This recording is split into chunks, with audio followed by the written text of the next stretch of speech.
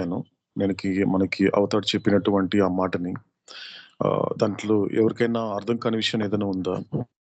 లేకపోతే ఇంకోసారి రిపీట్ చేసుకుందామా? ఇలా జయమేరో అన్నయ్య మీనాక్షి ఒకసారి రిపీట్ చేసుకుంటే బాగుంటుందన్నయ్య.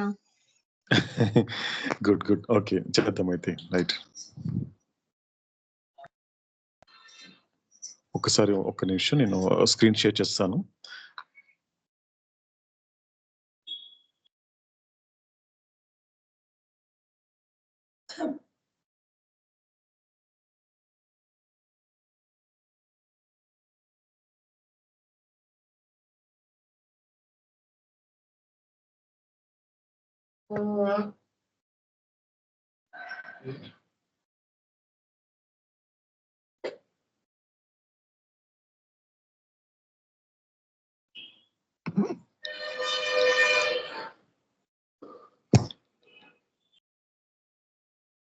సో అందరికి స్క్రీన్ కనపడుతుందండి? స్క్రీన్ మీద అవుతాడు మెసేజ్.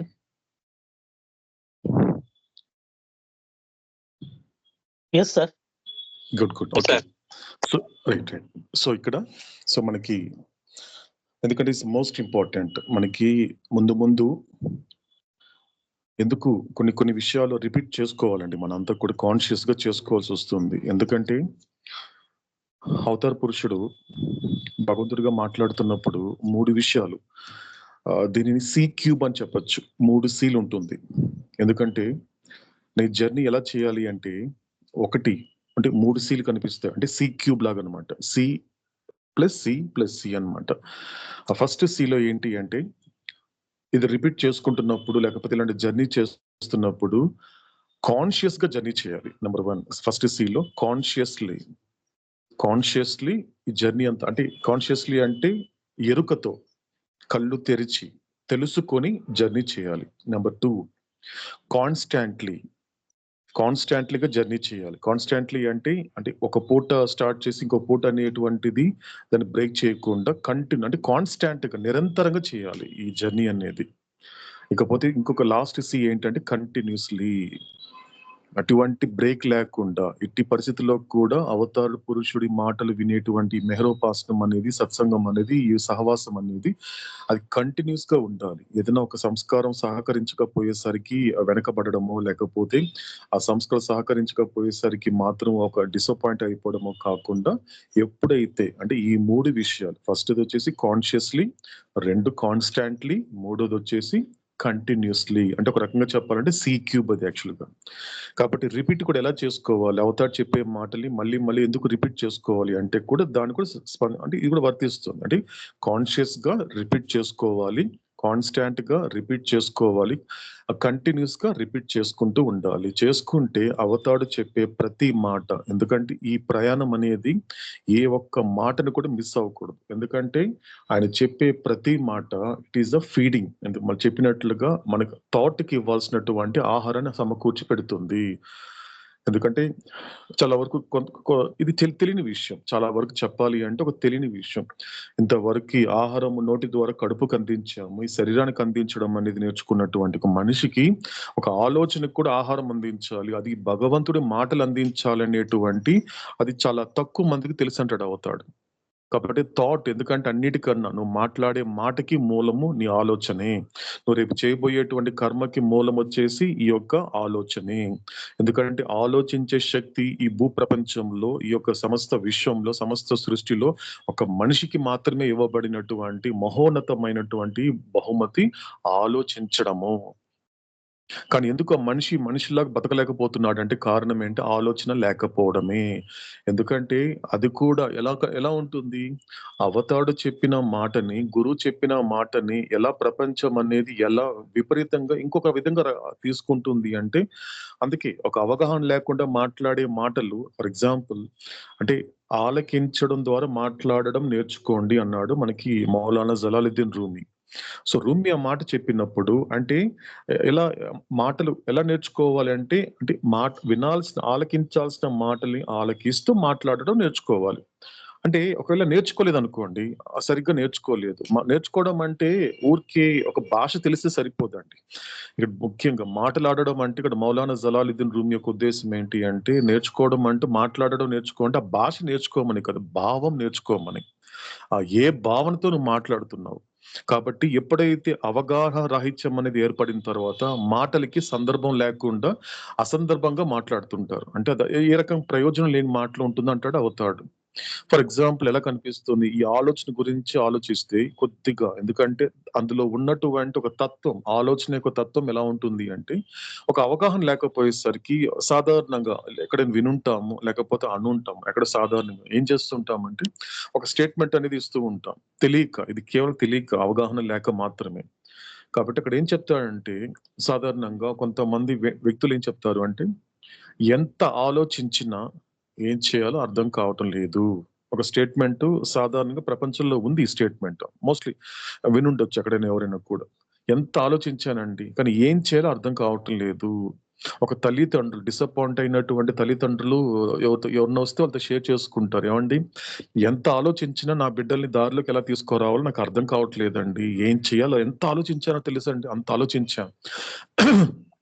కానీ ఇక్కడ ఇందులో ఉన్నటువంటి నిజం ఏంటి అంటే, బాగా కాస్త శ్రద్ధతో ఆలకిస్తే, జాగ్రత్తగా ఆలకిస్తే ఒక విషయం తెలుస్తుంది.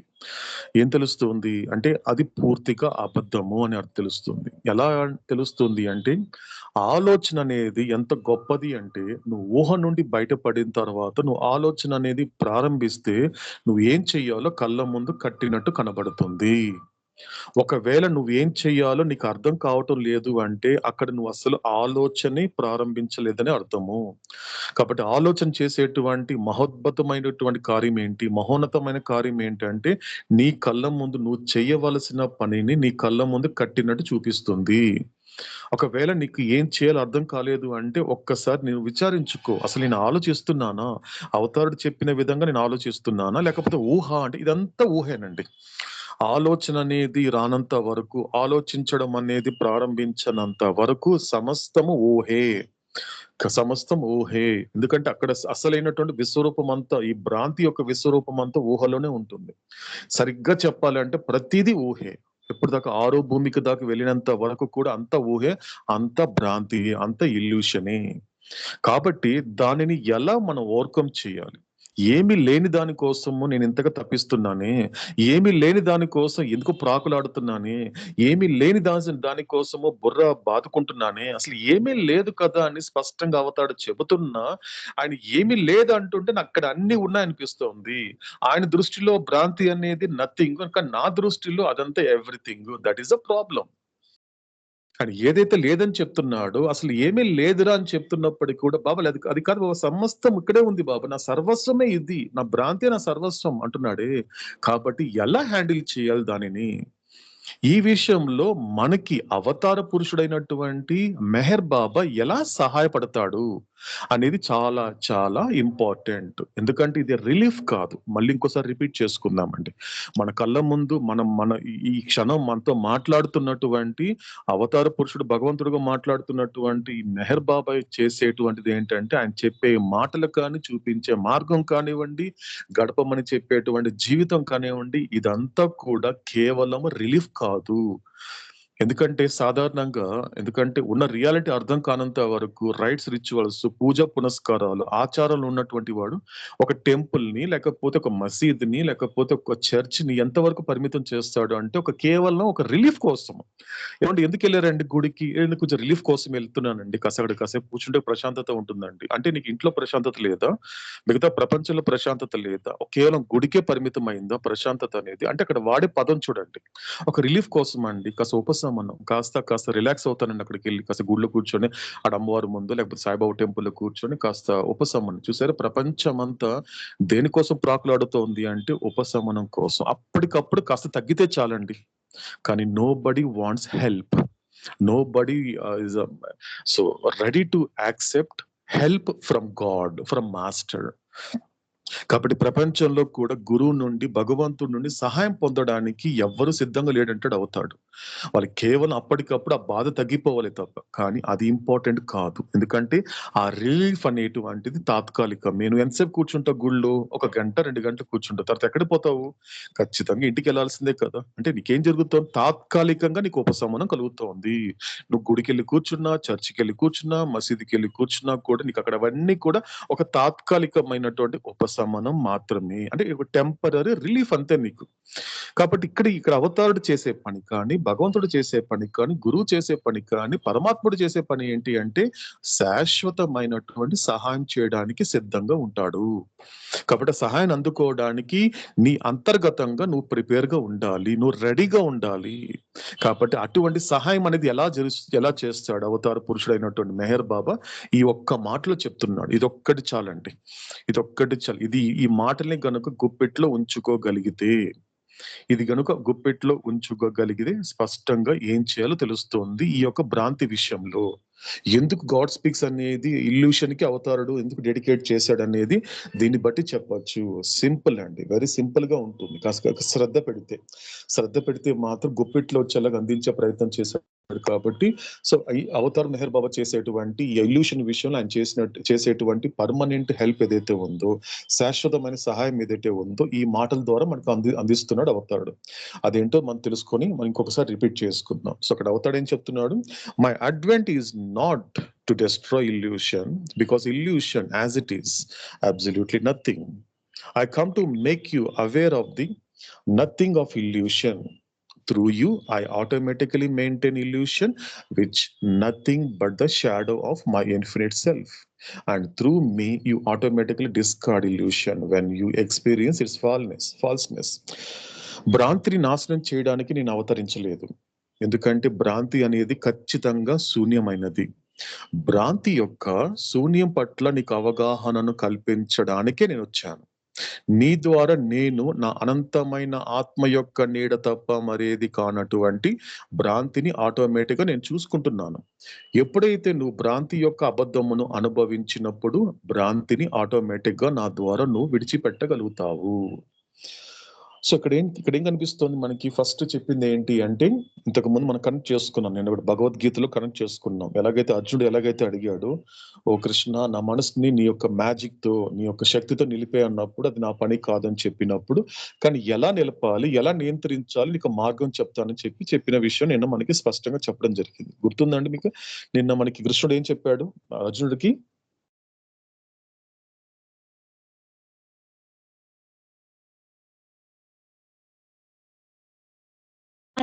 అంతర్గత వైరాగ్యము అభ్యాసం చేయడం వల్ల అన్నయ్య.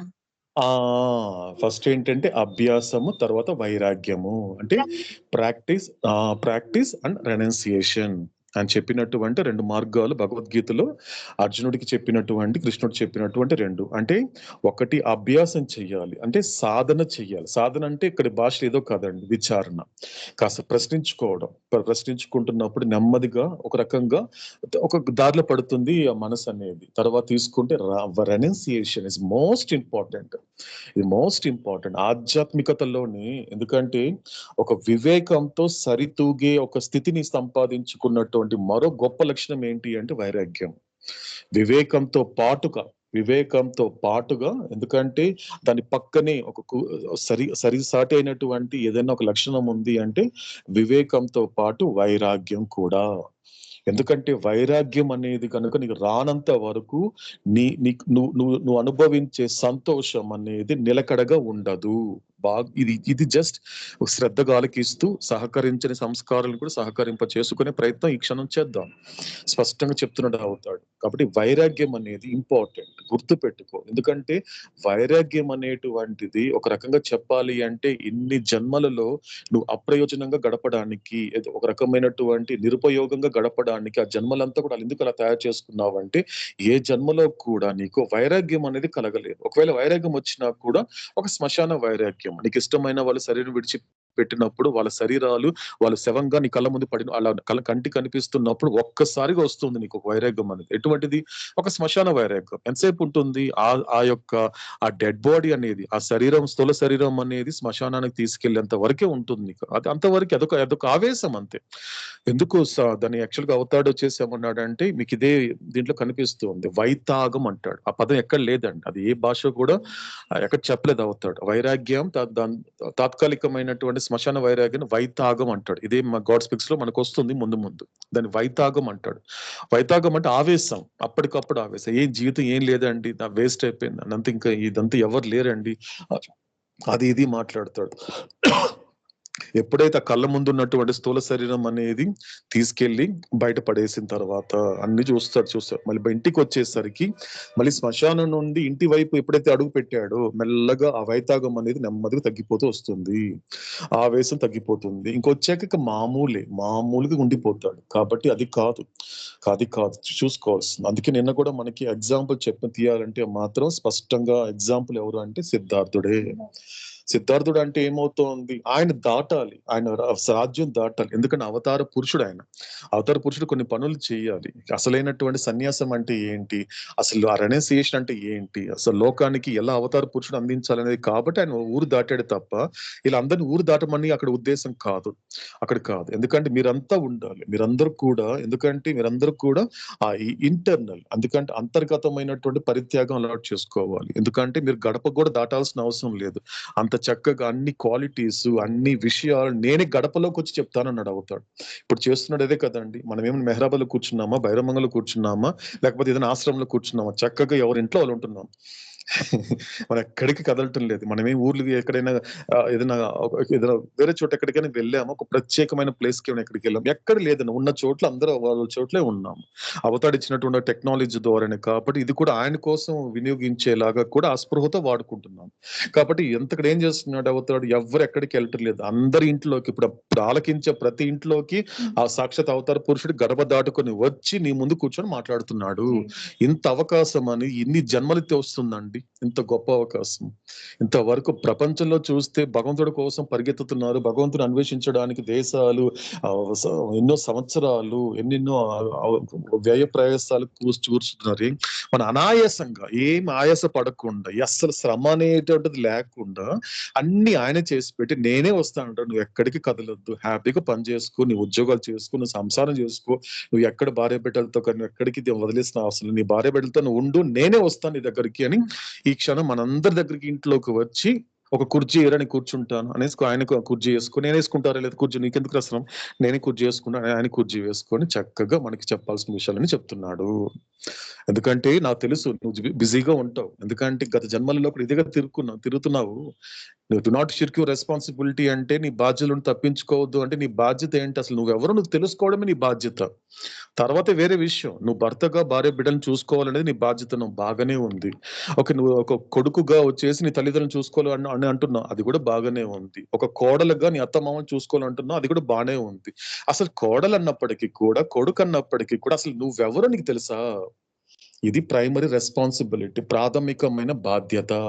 ఇది తెలుసుకున్న తర్వాత ఏ పనైనా చెయ్యి. ఈ తెలుసుకుని ఏ పనైనా ఇచ్చే నీకు డిస్టర్బెన్స్ ఏముండదు, ఆ కర్మ ఫలితం కూడా నేను అంటదు. ఇది ఇంపార్టెంట్ ఫస్ట్. కాబట్టి నీ ప్రైమరీ రెస్పాన్సిబిలిటీ ఏంటంటే నువ్వెవరో నువ్వు తెలుసుకోవడమే. అందుకే మై విష్ లో మొట్టమొదటిసారిగా నీకు అదే విషయం చెప్తున్నాను. కానీ గత జన్మలో ఎందుకు తప్పించుకొని తిరిగావు బాబా, టైం లేదు బాబా, ఎక్కడ బాబా, నువ్వేమిటి అక్కడ నీ దగ్గర రమ్మంటావు, నేను ఇక్కడ బస్ ఎక్కాలి, ట్రైన్ ఎక్కాలి, ఫ్లైట్ ఎక్కాలి, మళ్ళీ అక్కడ నాకు లెటర్ శాంక్షన్ తీసుకోవాలి, లేకపోతే నాకు లీవ్ దొరకదు, ఇన్ని తప్పించుకొని తిరిగావే.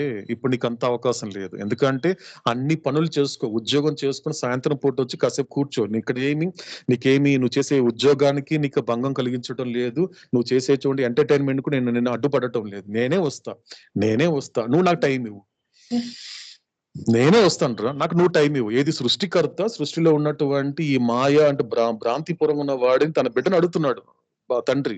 చూడండి ఆ ప్రేమ చూసారు, ఎంత గొప్ప ప్రేమ అది. ఆయన అడుగుతున్నాడు, ఆయన అపాయింట్మెంట్ తీసుకుంటున్నాడు. కరెక్ట్ గా చెప్పాలండి, నువ్వు అపాయింట్మెంట్ ఎవరా, ఆ టైంకి వచ్చి నీకు చెప్తాను విషయాలు అనమాట. ఎందుకంటే గత జన్మలో తప్పించుకొని తిరిగావు కదా, ఈ ఉద్యోగం అంటావు అది అంటావు, కాబట్టి అన్ని ఉద్యోగం చేసుకో, ఇంటికి వస్తావు కదా, ఇంటికి వచ్చినప్పుడు కాసేపు పడుకోవడానికన్నా ముందు కొంత టైం ఉంటుంది కదా, కాస్త మెలకుతో ఉంటావు కదా, ఆ టైంలో నాకు కాస్త టైం ఇవ్వు, నేనే చెప్తాను, నేనే వస్తాను అని ఇప్పుడు చెప్తున్నాడు. కాబట్టి ఇది ఎన్ని జన్మలెత్తినా కూడా కలగనటువంటి మహద్భాగ్యము. కాబట్టి ఈ జన్మలో కూడా ఖచ్చితంగా ఆ యొక్క ప్రైమరీ రెస్పాన్సిబిలిటీ తప్పించుకొని తిరిగినటువంటి, తప్పించుకోకుండా తప్పకుండా చేయవలసిన పని ఏంటంటే నేనెవరని తెలుసుకోవడమే. సో నేనెవరో తెలుసుకోవడానికి తెలియచేసేటువంటి ఒకే ఒక యోగ్యుడైనటువంటి ఏకైకుడు అంటే ఎవడు అంటే మనతో ఈ క్షణం మాట్లాడుతున్నటువంటి సాక్షాత్తు పరమాత్ముడి అవతార పురుషుడే భగవంతుడిగా మాట్లాడుతున్నాడు. కాబట్టి ఇది ఇంపార్టెంట్. కాబట్టి ఇదంతా ఎందుకు జరుగుతోంది అంటే ఆయన మనకి సహాయం చేయాలనుకుంటున్నాడు, మనకి కాదు మనందరి ఆత్మలకి. ఎలా సహాయం చేయాలనుకుంటున్నాడు, మళ్ళీ ఈ ఆత్మ అనేది ఇంకా మళ్ళీ సంస్కారాల యొక్క వలయంలో ఇరుక్కోకుండా సహాయం చేస్తాడు. మళ్ళీ ఇంకొక తల్లి కడుపున మళ్ళీ ఇరుక్కొని మళ్ళీ ఆ 9 నెలల్లో ఇరుక్కోకుండా నీకు సహాయం చేస్తాడు. మళ్ళీ పడిపోకుండా, మళ్ళీ సంసారంలో పడిపోకుండా, ఈ సంసారంలో పడిపోకుండా నీకు సహాయం చేస్తాడు. కాబట్టి నువ్వు చేయాల్సిన పని ఏంటి, ఇలాంటి సహాయం అందుకోవాలంటే నువ్వు చేయాల్సినటువంటి ఒకే ఒక పని ఏంటంటే నా యొక్క ఆదుకునే ప్రేమను గుర్తించడమే, వేరే ఏమీ లేదు. నా సహాయం నువ్వు పొందాలి అంటే నీకు కావాల్సిన యోగ్యత ఏంటో తెలుసా? ఒకటే ఏంటంటే నేను ఎప్పటి నుండో ప్రేమిస్తున్నాను నేను. నువ్వు ఇప్పుడు నిన్న మొన్న పరిచయమైన వాళ్ళకి అనుకునే ప్రేమికులకి అంత లంపటాలు పెంచుకుంటున్నావే. నిన్న మొన్న పరిచయమైన వాడు, గత సంవత్సరం పరిచయమైనాడు, పుట్టినప్పటి నుంచి పరిచయమైన వాళ్ళ కోసమే అంత తాపత్రయపడుతున్నావే. కానీ నేను అనాది కాలంలో నిన్ను ప్రేమిస్తూనే ఉన్నా, నీ వెంట పడుతూనే ఉన్నా. ఒక్కసారి నా ప్రేమని, నా యొక్క ఆదుకునే ప్రేమని గుర్తించగలిగితే నాకు కావలసినటువంటి సహాయం ఈ ఆదుకునే ప్రేమ మాత్రమే ఇస్తుంది. అటువంటి శాశ్వతమైన ప్రేమలో భాగంగా మనకి అవతాడు అందిస్తున్నాడు ఈ మాటని. కాబట్టి మాట వినని బిడ్డకి చెప్తున్నాడు ఈ విషయాలన్నీ. కాబట్టి మాట వినని బిడ్డని మాట మాత్రమే వినేలా తయారు చేసుకునేటువంటి ఆ ప్రక్రియలో భాగంగా మనకి మాట అందిస్తున్నాడు అవతార పురుషుడైనటువంటి మెహర్ బాబా. కాబట్టి ఇక్కడ ఏం చెప్తున్నాడు మనకి కూడా, సో అక్కడ మనకి భగవద్గీతలో చెప్పినట్లుగా అక్కడ అభ్యాసము వైరాగ్యం లాగానే ఇక్కడ కూడా అదే అవతాడు ఏం చెప్తున్నాడు అంటే, నేను కూడా నాశనం చేయడానికి నేను అవతరించలేదు. ఎందుకంటే భ్రాంతి ఏదైనా ఉంటే కదా నేను నాశనం చేయాలి, అక్కడ ఏమీ లేదే, ఖచ్చితంగా శూన్యమైనది, అది శూన్యమే. దాంట్లో నేను ఏదైనా చెయ్యాలి, నాశనం చేయాలంటే అక్కడ ఏదైనా ఉండాలి కదా, నాకేం కనిపించడం లేదే, నాకు కనిపించడం లేదు అక్కడ. నువ్వు అంటున్నావే బాబా నాకు ఇల్యూషన్తో ఇబ్బంది పడుతున్నాను, ఈ భ్రాంతి నా వల్ల కావట్లేదు అంటున్నావే, అది నాకేం కనిపించడం లేదురా. సో కాబట్టి ఏం చేయాలి, కాబట్టి నువ్వేం చేయాలంటే నీకే కనిపిస్తోంది కదా, కాబట్టి ఆ పని నువ్వే చేయాలి అంటాడు అవతాడు. కాబట్టి ఏం చేస్తున్నాడు యాక్చువల్ గా, సో నా అవతరణ అనేది దీనికోసం కాదు, మరి దేనికి వచ్చాడు అవతార పురుషుడు అంటే ఇక్కడ చెప్తున్నాడు. కాబట్టి నువ్వు దేన్ని ఈ భ్రాంతి ఏదైతే ఉందో అది ఒక శూన్యము. ఆ శూన్యానికి సంబంధించిన అవగాహనను మాత్రం కల్పించడానికి వచ్చాను. నీతో మాట్లాడుతున్నాను అంటే నీకు ఎటువంటి అవగాహన కల్పించాలనుకుంటున్నాను, నువ్వు ఏదైతే సర్వస్వం అంటున్నావే, ఏ ఇల్యూషన్ చూసి సర్వస్వం అంటున్నావే, ఏబిసి కావచ్చు, ప్రపంచం కావచ్చు, విశ్వం కావచ్చు, నువ్వు ఏదైనా కావచ్చు, నీ కళ్ళ ముందు కనిపించేటువంటి భౌతిక ప్రపంచం కావచ్చు, భౌతిక శరీరాలు కావచ్చు, ఏది తీసుకున్నప్పటికీ కూడా ఇదంతా కూడా ఒక రకంగా చెప్పాలంటే భ్రాంతే, ఇదంతా ఇల్యూషనే. కాబట్టి ఇల్యూషన్ యొక్క దానికి ఉన్నటువంటి నేచర్, దానికి ఉన్న స్వభావం ఏంటంటే శూన్యమే. కాబట్టి దానికి సంబంధించిన అవగాహన మాత్రం నేను ఇవ్వాలనుకో, అందుకోసమే వచ్చాను. ఈ లైన్ కాస్త గుండెలో పదిలంగా దాచుకునే ప్రయత్నం చేద్దామండి. అవగాహన ఇవ్వాలనుకుంటున్నాడు అవతార పురుషుడు. అవగాహన, ఎందుకంటే ఏం చెప్పాడు అవతాడు మనకి, అవగాహన ఎంత గొప్ప పని చేస్తుంది అంటే awareness is a great help to me in my work అంటాడు అవతార పురుషుడు. అంటే నువ్వు అవగాహనతో గనక నువ్వు జీవించగలిగితే అది నువ్వు నా కార్యంలో చేసే గొప్ప ఘనకార్యమే, అది గొప్ప సహాయకారి అంట. ఇదేంటి, సహాయం చేసే వాడికి సహాయకారి అంట. నాకు చెప్తున్నాడు, నేను గనక అవతార్ మెహర్ బాబా చెప్పినటువంటి అవగాహన తెచ్చుకొని ఆ విధంగా నేను గనక ఈ జీవితంలో జీవించగలిగితే అది అవతారు పురుషుడు ఏ ఉద్దేశంతో అయితే హరిప్రసాద్ అనేవాడు జన్మనిచ్చాడో, ఏ ఉద్దేశంతో ఏం చేయాలనుకుంటున్నాడు అటువంటి పనిలో అతడికి సహాయకారి అంటున్నాడు. కాబట్టి అవగాహన తెచ్చుకో, ఎందుకంటే నీకు అవగాహనతో వచ్చినటువంటి అనుభవం మాత్రము నీకు అమూల్యమైనది. గుర్తుపెట్టుకుందామండి. జస్ట్ ఎందుకంటే రెండిటి కనెక్ట్ చేసుకోవాలి. అవగాహన అనేది సాధారణంగా వస్తుందండి. ఇప్పుడు చూడండి, అవగాహన అంటే ఒక పరిమితి వరకు ఉంటుందండి. దాని గురించి మళ్ళీ పట్టించుకోరు. ఇప్పుడు చూడండి, అవగాహన ఎలా ఉంటుంది అంటే ఒక అవేర్‌నెస్. ఇప్పుడు చూడండి, ఇక్కడ బెంగుళూరు నుంచి ఏదైనా ఒక ఢిల్లీకెళ్ళాలి. ఎళ్ళాలన్నప్పుడు ఏం చేస్తాను నేను యాక్చువల్‌గా, వెంటనే బస్‌లో వెళ్ళాలా? లేకపోతే ట్రైన్‌లో వెళ్ళాలా? ఫ్లైట్‌లో వెళ్ళాలా? అనేది కొంచెం దాని మీద కొంచెం రీసెర్చ్ చేసి కొంచెం లిస్ట్ ఔట్ చేసుకుంటా. సో, మొత్తానికి ఏంటి, ఇప్పుడు నాకు బడ్జెట్ ఎంత ఉందో, నేను ఎలా వెళ్ళాలి, ఎంత మందితో వెళ్ళాలి అనేది నేను ప్రిపేర్ చేసుకుంటా. నా ప్రిపరేషన్ అయిన తర్వాత ఓకే. సో, ఫ్లైట్ అయితే ఫ్లైట్, ట్రైన్ అయితే ట్రైన్, లేదా బస్‌కి అయితే బస్. దాన్ని చూసుకొని ఏం చేస్తానంటే నెమ్మదిగా, సో, ఒక ట్రైన్ అనుకోండి. ఈ ట్రైన్ కర్ణాటక ఎక్స్‌ప్రెస్ అనేది వెళ్తుంది. ఎక్కడి నుంచి యలహంక నుంచి డైరెక్ట్‌గా ఢిల్లీకెళ్తుంది అని తెలుస్తుంది. సో, ఇదంతా ఏమితో ఉంది? సో, దాంట్లో ఎప్పుడు బయలుదేరాలి? ఏ టైంకి బయలుదేరాలి? ఫేర్ ఎంత? తర్వాత ఎక్కడ నేను బుక్ చేసుకోవాలి? స్లీపరా? ఏసీయా? ఫస్ట్ ఏసీయా? సెకండ్ ఏసీయా? థర్డ్ ఏసీయా? వీటన్నిటికి సంబంధించిన ప్రిపరేషన్ చేస్తాను కదండీ! ఇది ఒక అవగాహన తెచ్చుకుంటాను. ఇది అవగాహన. ఏదంటే నీకేదైనా అనుభవం రావడానికన్నా ముందు ఫస్ట్ నీకు అవగాహన ఉండాలి.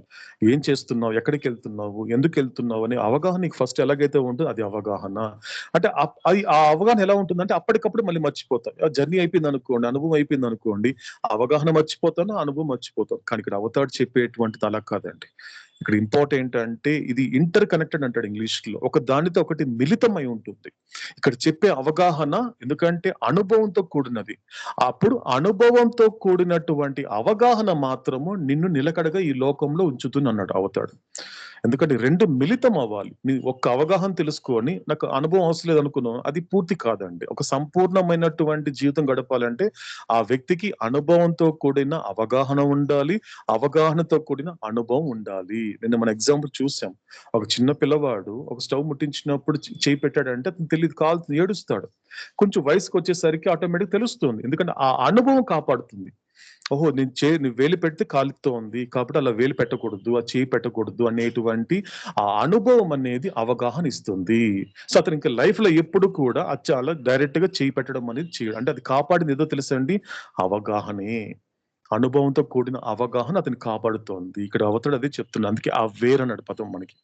నేను అవగాహన తెచ్చుకోవాలి. సో, ఎటువంటి అవగాహన అని చెబుతూ ఇక్కడ స్పష్టంగా ఏం చెప్తున్నాడంటే అవతాడు, తర్వాత నీ ద్వారా నేనేం చేస్తున్నానో తెలుసా? ఆటోమేటిక్‌గా ఏం చేస్తున్నాను?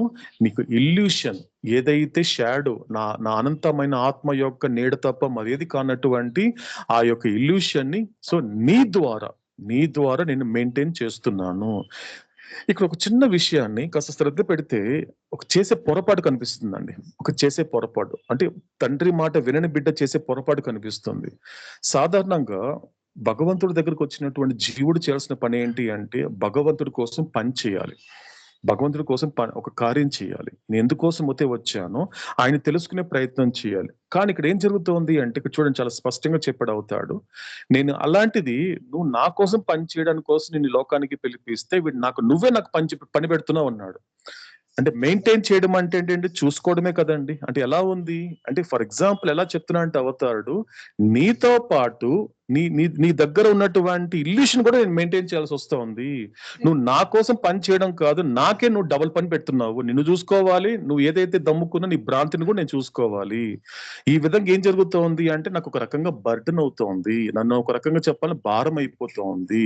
కాబట్టి ఇవి నా భారం తగ్గించాలి, నాకు నువ్వు సహాయకారిగా ఉండాలి, నా నుండి సహాయం పొందాలి అంటే ఫస్ట్ గుర్తుపెట్టుకో.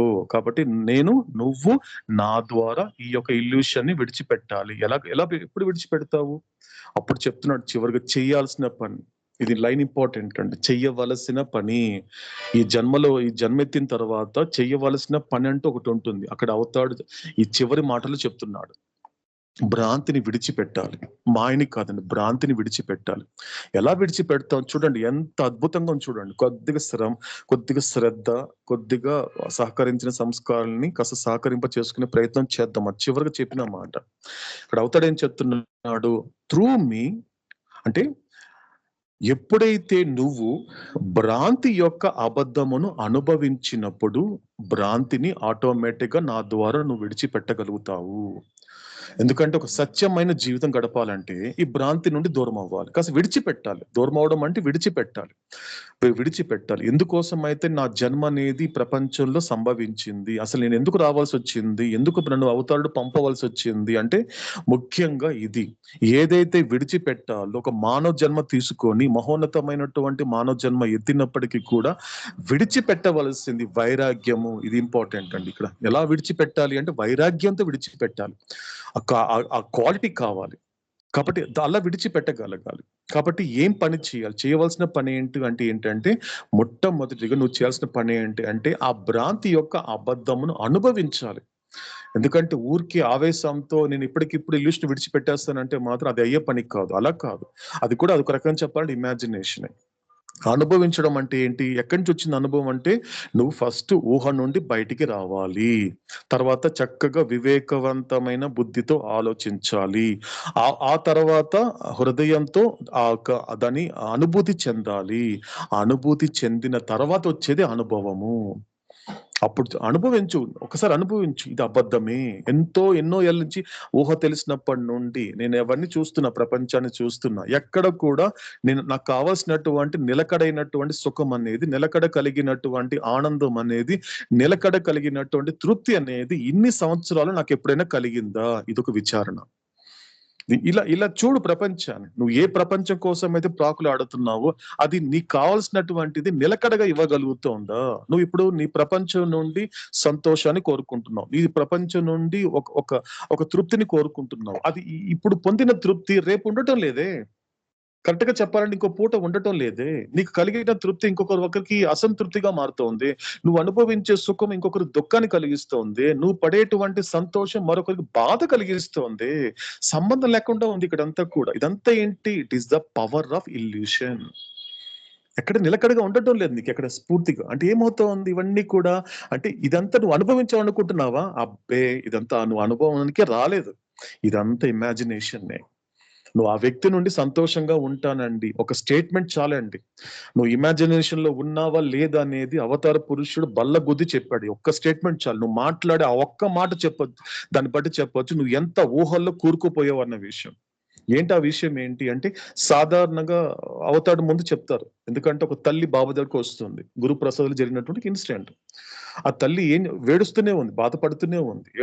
అసలు ఆపటం లేదు. ఈరుచి వచ్చేసి సముదాయించే ప్రయత్నం చేసినా బాబా చెప్పారు జస్ట్ కాసి ఏడుస్తుంది కదా, ఏడవని కాసేపు పర్లేదు కొంచెం రిలీఫ్ అవుతుంది కానీ అని చెప్పి లేసాడు.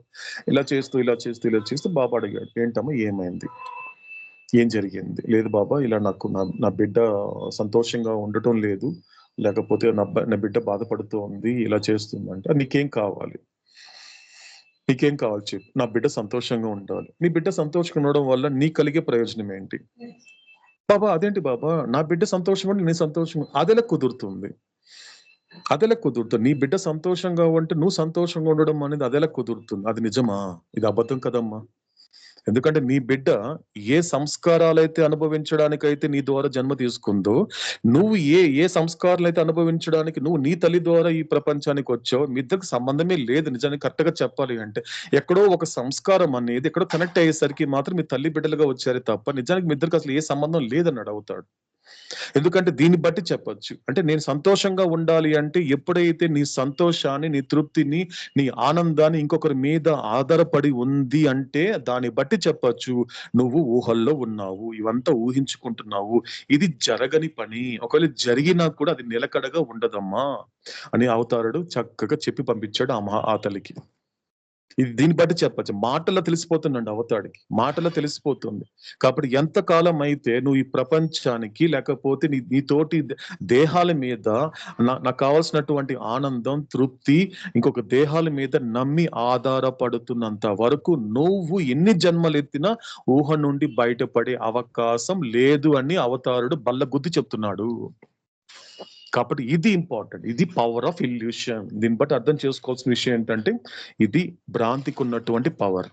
కాబట్టి నువ్వేం చేయాలి అంటే దానిని నువ్వేమనుకున్నావు అది నిజం అంటున్నావు కదా, ఇల్యూషన్ నిజానికి అబద్ధం. కానీ నేనేం చెప్తున్నాను ఇక్కడ చూడండి, ఆ మాట చూడండి. ఎప్పుడైతే నువ్వు భ్రాంతి యొక్క అబద్ధమును అనుభవించినప్పుడు ఇంతవరకు నువ్వేం అనుభవిస్తున్నావు తెలుసా? భ్రాంతి యొక్క నిజాన్ని అనుభవిస్తున్నావు. అది నిజమే అనిపిస్తుంది నీకు, కానీ నిజానికి అది నిజం కాదు, అది అబద్ధమే. అందుకే ఫాల్స్నెస్ అన్నాడు అవుతాడు. ఫాల్స్నెస్ అది నిజం కాదురా, అది అబద్ధమే. కాబట్టి అది అనుభవించాలి. ఇంతవరకు ఏం చేసావు? భ్రమలో పడి తర్వాత ఊహించుకుంటూ ఇది నిజమే, నా కళ్ళ ముందు కనిపించే దేహాలు నిజమే, నా కళ్ళ ముందు కనిపించేటువంటి స్థూల ప్రపంచమే నిజమే. నిజానికి అవి అన్ని అబద్ధాలు తప్ప నిజాలు కావు. కాబట్టి నువ్వు ఇంతవరకు ఏం ఎక్స్పీరియన్స్ చేసావు? కరెక్ట్ గా చెప్పాలి అంటే నువ్వు ఏం ఇమాజిన్ చేసుకున్నావు అంటే ఇది నిజము, నా కళ్ళ ముందు కనిపించే శరీరాలు నిజము, ఆ శరీరాల ద్వారా నేను నిజము, నా అద్దంలో నేను చూసుకున్నప్పుడు నేను ఈ అద్దంలో కనిపించేవాడు నిజము, ఈ లోకం నిజము. కాబట్టి ఈ రెండు తప్పించి ఇంకేమీ లేదు. నాకు ఇంకేం అవసరం లేదండి, నాకేం అవసరం లేదు. నాకు నాకు నాకు ఇష్టమైన శరీరాలు, నా శరీరం ఉంటే చాలు.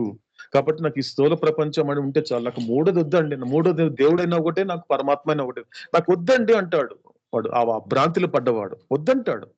అందుకే టైం లేదంటాడు. ఇంకో తెలుసుకునే ప్రయత్నం చేద్దాం, ఇది అబద్ధం అని చెప్పే ప్రయత్నం చేసిన ఆ స్థూల సంస్కారాలు అతనికి సహకరించదు. అందుకే మీరు అబ్జర్వ్ చేస్తే కూడా టైం లేదంటాడు. భగవంతుడికి టైం లేదు. భగవంతుడికి ఎప్పుడు వస్తాం? తీరుకున్నప్పుడు వస్తాను అంటాడు. This is the power of స్థూల సంస్కారాస్.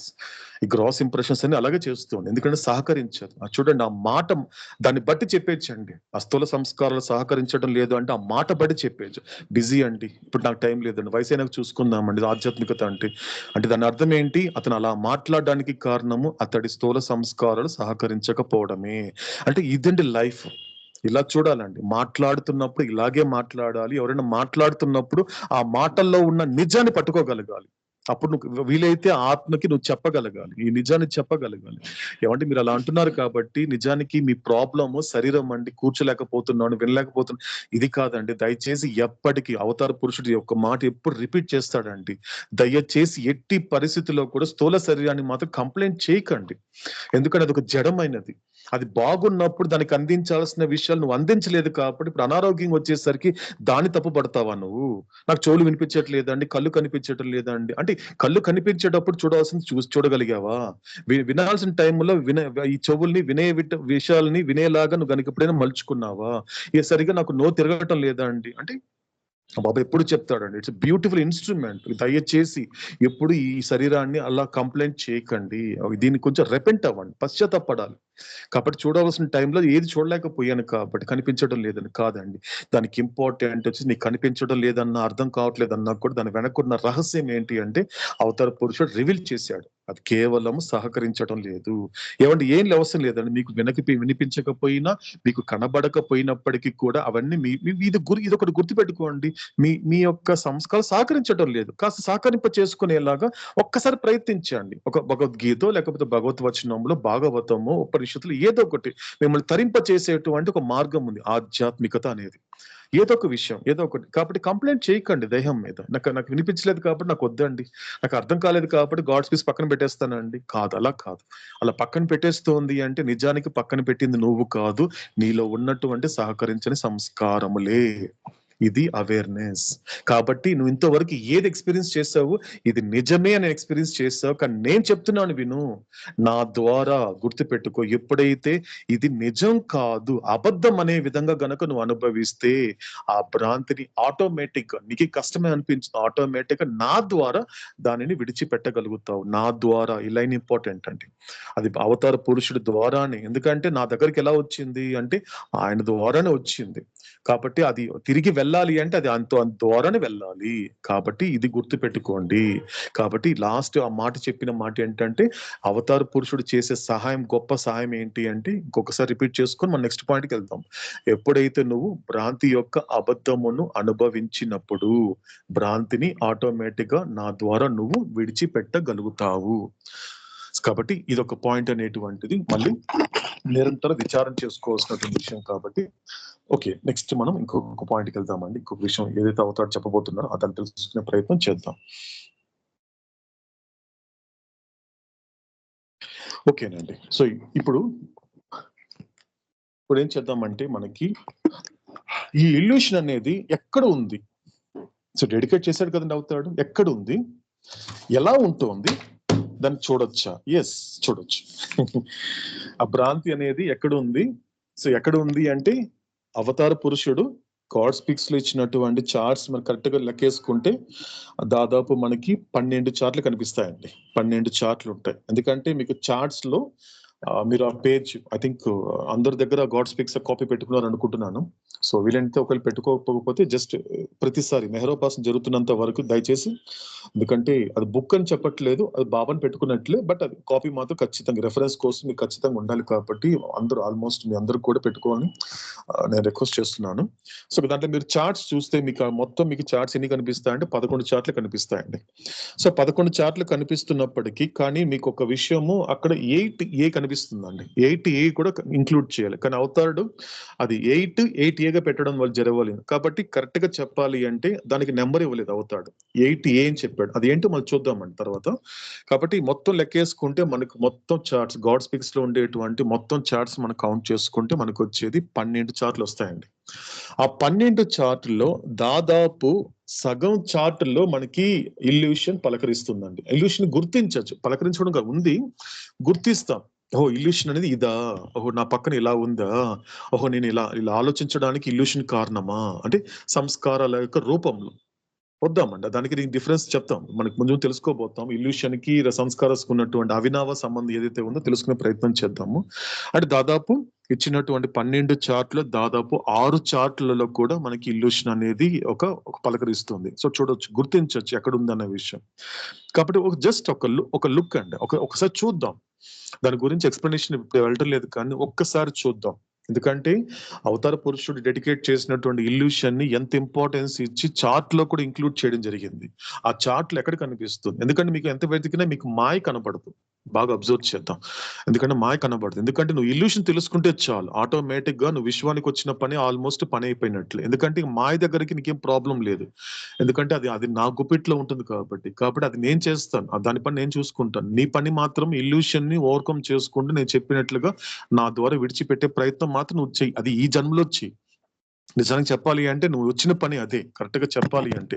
కాబట్టి నా దగ్గర నువ్వు పూర్తిగా చేరుకోవాలి, నా దగ్గరే ఉండిపోవాలి, నేను చెప్పిన జీవితాన్ని గడుపుతూ నాలా తయారవ్వాలంటే మాత్రము మొట్టమొదటిగా నా ద్వారా ఆ ఇల్యూషన్ విడిచిపెట్టగలగాలి. కాబట్టి మీ నెంబర్ కూడా మీరు నోట్ చేసుకుని చెప్పానండి, క్లియర్ గా ఉంది. సెకండ్ అండి, second, third, 4th, 6th, 7th and 11th అండి. నేను మళ్ళీ రిపీట్ చేస్తాను. ఇల్యూషన్ వచ్చేసి మనకి గాడ్ స్పీక్స్ లో చార్ట్స్ లో మనకి కనిపించే నెంబర్స్ ఏంటి అంటే చార్ట్ నెంబర్ 2 అండి, next chart number 3, chart number 4, chart number 6, chart number 7 and final గా చార్ట్ నెంబర్ 11. కాబట్టి దాదాపు ఈ 12 చార్ట్లు సగం చార్ట్లు ఆల్మోస్ట్ మనకి ఇల్యూషన్ ఎక్కడ ఉంది, ఏం చేస్తుందని స్పష్టంగా అవుతాడు చెప్పడం జరిగింది. కాబట్టి ఫస్ట్ ఒకసారి చూద్దామండి, ఎక్స్ప్లెనేషన్ కి వెళ్ళటం లేదు కానీ ప్రస్తుతానికి జస్ట్ చూద్దాం దాన్ని, అక్కడ ఇల్యూషన్ అనేది ఎక్కడ ఉంది, ఏ చార్ట్ లో ఉంది, ఎక్కడ ఉంది అంటే ఎలా ఉందని చూద్దాం. దాంట్లో ఫస్ట్ గా మీకు స్క్రీన్ మీద కనిపిస్తున్నట్టు ఒక చార్ట్ నెంబర్ 2 చూస్తే ఇది ఒక ఒరిజినల్ విమ్ అండి. ఈ చార్ట్ పేరు ఒరిజినల్ విమ్. సో ఆది మూల ప్రేరణ అని చెప్పొచ్చు. వద్దామండి ఇదంతా కూడా ఏంటి అని చూద్దాం, బట్ ప్రస్తుతానికి మాత్రం చూద్దామండి, జస్ట్ చూద్దాం, ఎక్స్ప్లెనేషన్ వెళ్ళటం లేదు. దాని గురించి ఒక బ్రీఫ్ గా ఏంటి అనేది, ఇక్కడ ఇల్యూషన్ అని చెప్పినప్పుడు ఇక్కడ అవతాడు చెప్పినటువంటి ఒక డెఫినేషన్ కూడా క్లియర్ గా మనకి స్పష్టంగా అవతాడు ఇక్కడ ఇవ్వడం జరిగింది. ఎలా ఉంది అంటే ఇల్యూషన్ లో రాసింది ఏంటి అంటే ఇక్కడ అవతాడు చెప్పింది same pattern and design but innumerable and varied forms of display. నిజానికి ఇల్యూషన్ అనేటువంటిది నిజానికి సేమ్, దాని పద్ధతి, దాని యొక్క ఆకారము, దాని డిజైన్ అంతా నిజానికి ఒక్కటే. కానీ ఏమవుతుంది అంటే అసంఖ్యాకంగా, నెంబర్ లేదండి, అసంఖ్యాకంగా వివిధ రూపాల్లో కనిపిస్తుంది ఇల్యూషన్. దాని ఎగ్జాంపుల్ ఏంటి అంటే సాధారణంగా మనం ఊహ తెలిసేసరికి వచ్చేసి తల్లిదండ్రులు చాలా కొత్తగా కనబడతారు, లేకపోతే భార్య బిడ్డలు కొత్తగా కనబడతారు. పెళ్ళైన తర్వాత, పుట్టిన తర్వాత తల్లిదండ్రులు కొత్తగా మనకి అనిపిస్తారు, తర్వాత భార్య బిడ్డలు అండ్ మనకేమనిపిస్తుంది అంటే కొత్తగా కనిపిస్తారు. అంటే వీళ్ళంతా ఇప్పుడు నేను పుట్టిన తర్వాత కదా నా తల్లిదండ్రులు పరిచయం అయ్యారు, నేను చూస్తున్నాను, నేను పెళ్లి చేసుకున్నాను కాబట్టి నా భార్య బిడ్డలు వచ్చారు కదా, తర్వాత నా ఫ్రెండ్స్ అంతా నేను ఫ్రెండ్షిప్ చేస్తే కదా వచ్చారనిపిస్తుంది. దిస్ ఇస్ అ రాంగ్, ఇది కరెక్ట్ కాదు. వీళ్ళంతా పాత వాళ్ళే. నీకు తెలియక నీ కొత్త వాళ్ళు అనిపిస్తూ ఉంది, తెలిస్తే వీళ్ళంతా పాత లెక్కని తెలుస్తోంది. ఒక టైంలో నీకున్న కనెక్షన్స్ ఏదైతే ఉన్న సంస్కారాల యొక్క వలయంలో పడి ఏ సంస్కారాలు అనేది పూర్తిగా ఖర్చు పెట్టుకోవడానికి ఎటువంటి సంబంధం అనేది నువ్వు గత జన్మలో ఏర్పాటు చేసుకున్నావో ఆ సంబంధం అనేది పూర్తి కానంత వరకు వాళ్ళు వివిధ రూపాలు నీ జీవితంలోకి వస్తూనే ఉంటారు. ఒక తల్లి ఫర్ ఎగ్జాంపుల్ చూడొచ్చు. ఒక తల్లికి ఒక బిడ్డ సంబంధం ఎలా ఉంటుంది అంటే, ఒకసారి ఎందుకంటే పుట్టగానే బాడీ డ్రాప్ చేస్తారు కొంతమంది బిడ్డలకి. ఎందుకంటే తల్లి కడుపున పుట్టినటువంటి వెంటనే బాడీ డ్రాప్ చేస్తుంటారు. దీన్ని బట్టి ఏం అర్థమవుతోంది, గత జన్మల్లో ఆ తల్లి బిడ్డలు ఏదైతే ఉన్నారో గత జన్మల్లో తర్వాత ఏదో ఒక శత్రువులు అవ్వచ్చు, లేకపోతే భార్య బిడ్డలు అయి ఉండొచ్చు, లేకపోతే తల్లో తండ్రో ఏదో ఒక సంబంధం అనేది అక్కడ సంస్కారం అనేది ఆ జీవుడితో పూర్తి కాదండి. ఒక్కోసారి కాదు, ఎక్కడో చోట 99% ఖర్చు అయి ఉంటుంది గత జన్మలో, కానీ 1% ఉంది కదండి. ఆ 1% ఏం చేస్తాడు అంటే ఈ జీవితంలో అలా వచ్చి పలకరించి వెళ్ళిపోతాడు. జస్ట్ అప్పటితో ఆ సంస్కారం అనేది ఆ జీవుడికి ఆ తల్లితో పూర్తి అయిపోతుంది. ఆ సంస్కారం అనేది పూర్తి ఎగ్జాస్ట్ అయిపోతుంది. అక్కడి నుంచి కూడా అతడు ఎంత వరకు ఉండాలి, 40 ఏళ్ళు ఉండాలా, 50 ఏళ్ళు ఉండాలా, 60 ఏళ్ళు ఉండాలా, లేకపోతే ఆ తల్లి ఉండేంత వరకు ఆ బిడ్డ ఉండాలనేది కూడా నిర్ణయించేది ఆ సంస్కారాలే. కాబట్టి ఇదంతా ఏం కొత్త కాదండి. వీళ్ళంతా కొత్త వాళ్ళు కాదు. గుర్తుపెట్టుకోవాల్సిన విషయం. ఇప్పుడు ఎవరినైతే నేను ఇష్టపడుతున్నానో ఒక టైంలో వాడిని దూరం చేసుకోవాలని ప్రయత్నించిన వాడిని ఇప్పుడు దగ్గర పెట్టుకోవాలని ప్రయత్నిస్తున్నాను. కాబట్టి ఇదంతా తెలియక, ఇదంతా అందుకే సేమ్ చెప్పాడు. Same pattern and design. ఇవేం పెద్ద అన్ని డిజైన్స్ అంతా ఒకటే. కానీ జరిగే విషయాలు ఏంటంటే వివిధ రూపాల్లో. ఎందుకంటే ఇల్యూషన్ అంటేనే ఉన్నటువంటి ఒక్కదాన్ని వివిధ రూపాలు చూపించేది భ్రాంతి. కాబట్టి నువ్వు ఏదైతే అనుకుంటున్నావో నీ చుట్టూ ఉండేటువంటి వాళ్ళు నీకు ఓహో నా భార్య ఎలా వచ్చింది, నేను తర్వాత పెళ్లి చూపులకి వెళ్ళాను, అలా పెళ్లి చేసుకున్నాను కాబట్టి నా భార్య వచ్చింది. కాదండి, అంతకు ముందే నిర్ణయించబడింది. నీ భార్య గత జన్మలో కూడా నీతో ఉనింది, ఒక భర్త గాను బిడ్డ గాను ఏదో రకంగా నీతో ఉనింది. కాబట్టి నువ్వు అనుకుంటున్నావు నిన్న నా పెళ్ళిన తర్వాత నాకు పరిచయం అయింది. కాదు, ఈ పరిచయాలు పాత పరిచయాలే, ఈ లెక్కలని పాత లెక్కలే, కొత్త లెక్కలు అంటే ఇక్కడ ఏమీ లేదు అనేది మనకి చార్ట్ నెంబర్ 2 లో చాలా సింపుల్ గా చెప్పాడు అవతారుడు ఇల్యూషన్ అంటే ఏమిటో. ఇకపోతే చార్ట్ నెంబర్ 3కి వెళ్దామండి.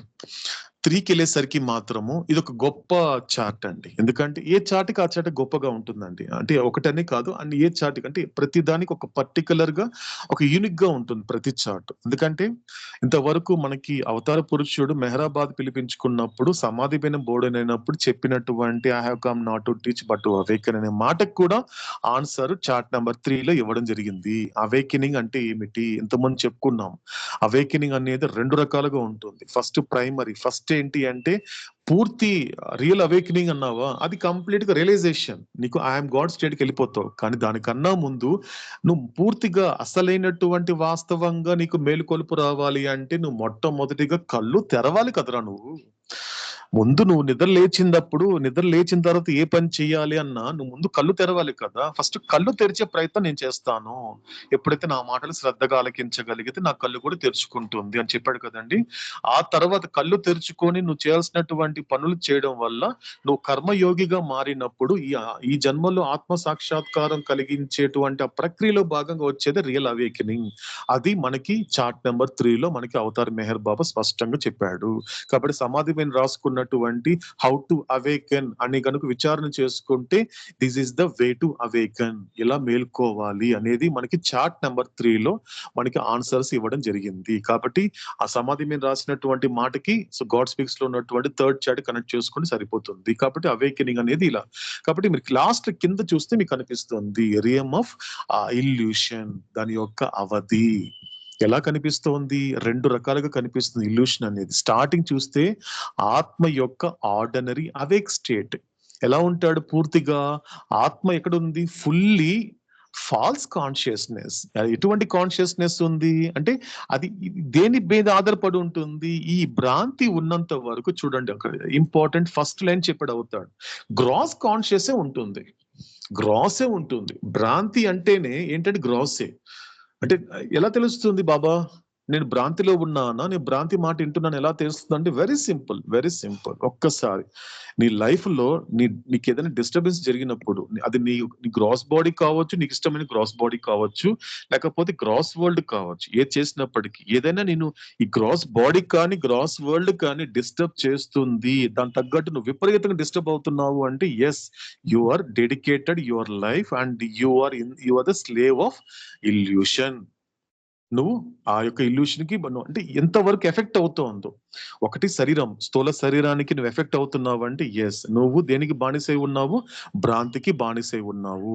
ఈ స్థూల ప్రపంచం అనేది ఏ జరిగినా కూడా ఎఫెక్ట్ అవుతున్నావు అంటే దానికి కారణం కూడా ఇల్యూషన్. అందుకే అవుతాడు స్పష్టంగా చెప్తున్నాడు ఇక్కడ, ఆత్మాస్ ఆర్డినరీ అవేక్ స్టేట్. ఇది సాధారణమైనటువంటి మేల్కొలుపు స్థితి మాత్రమే. అది ఎలా ఉంటుంది అంటే, ఆత్మ ఎలా ఉంటుంది, పూర్తిగా అబద్ధపు చైతన్యంలో ఉంటుంది.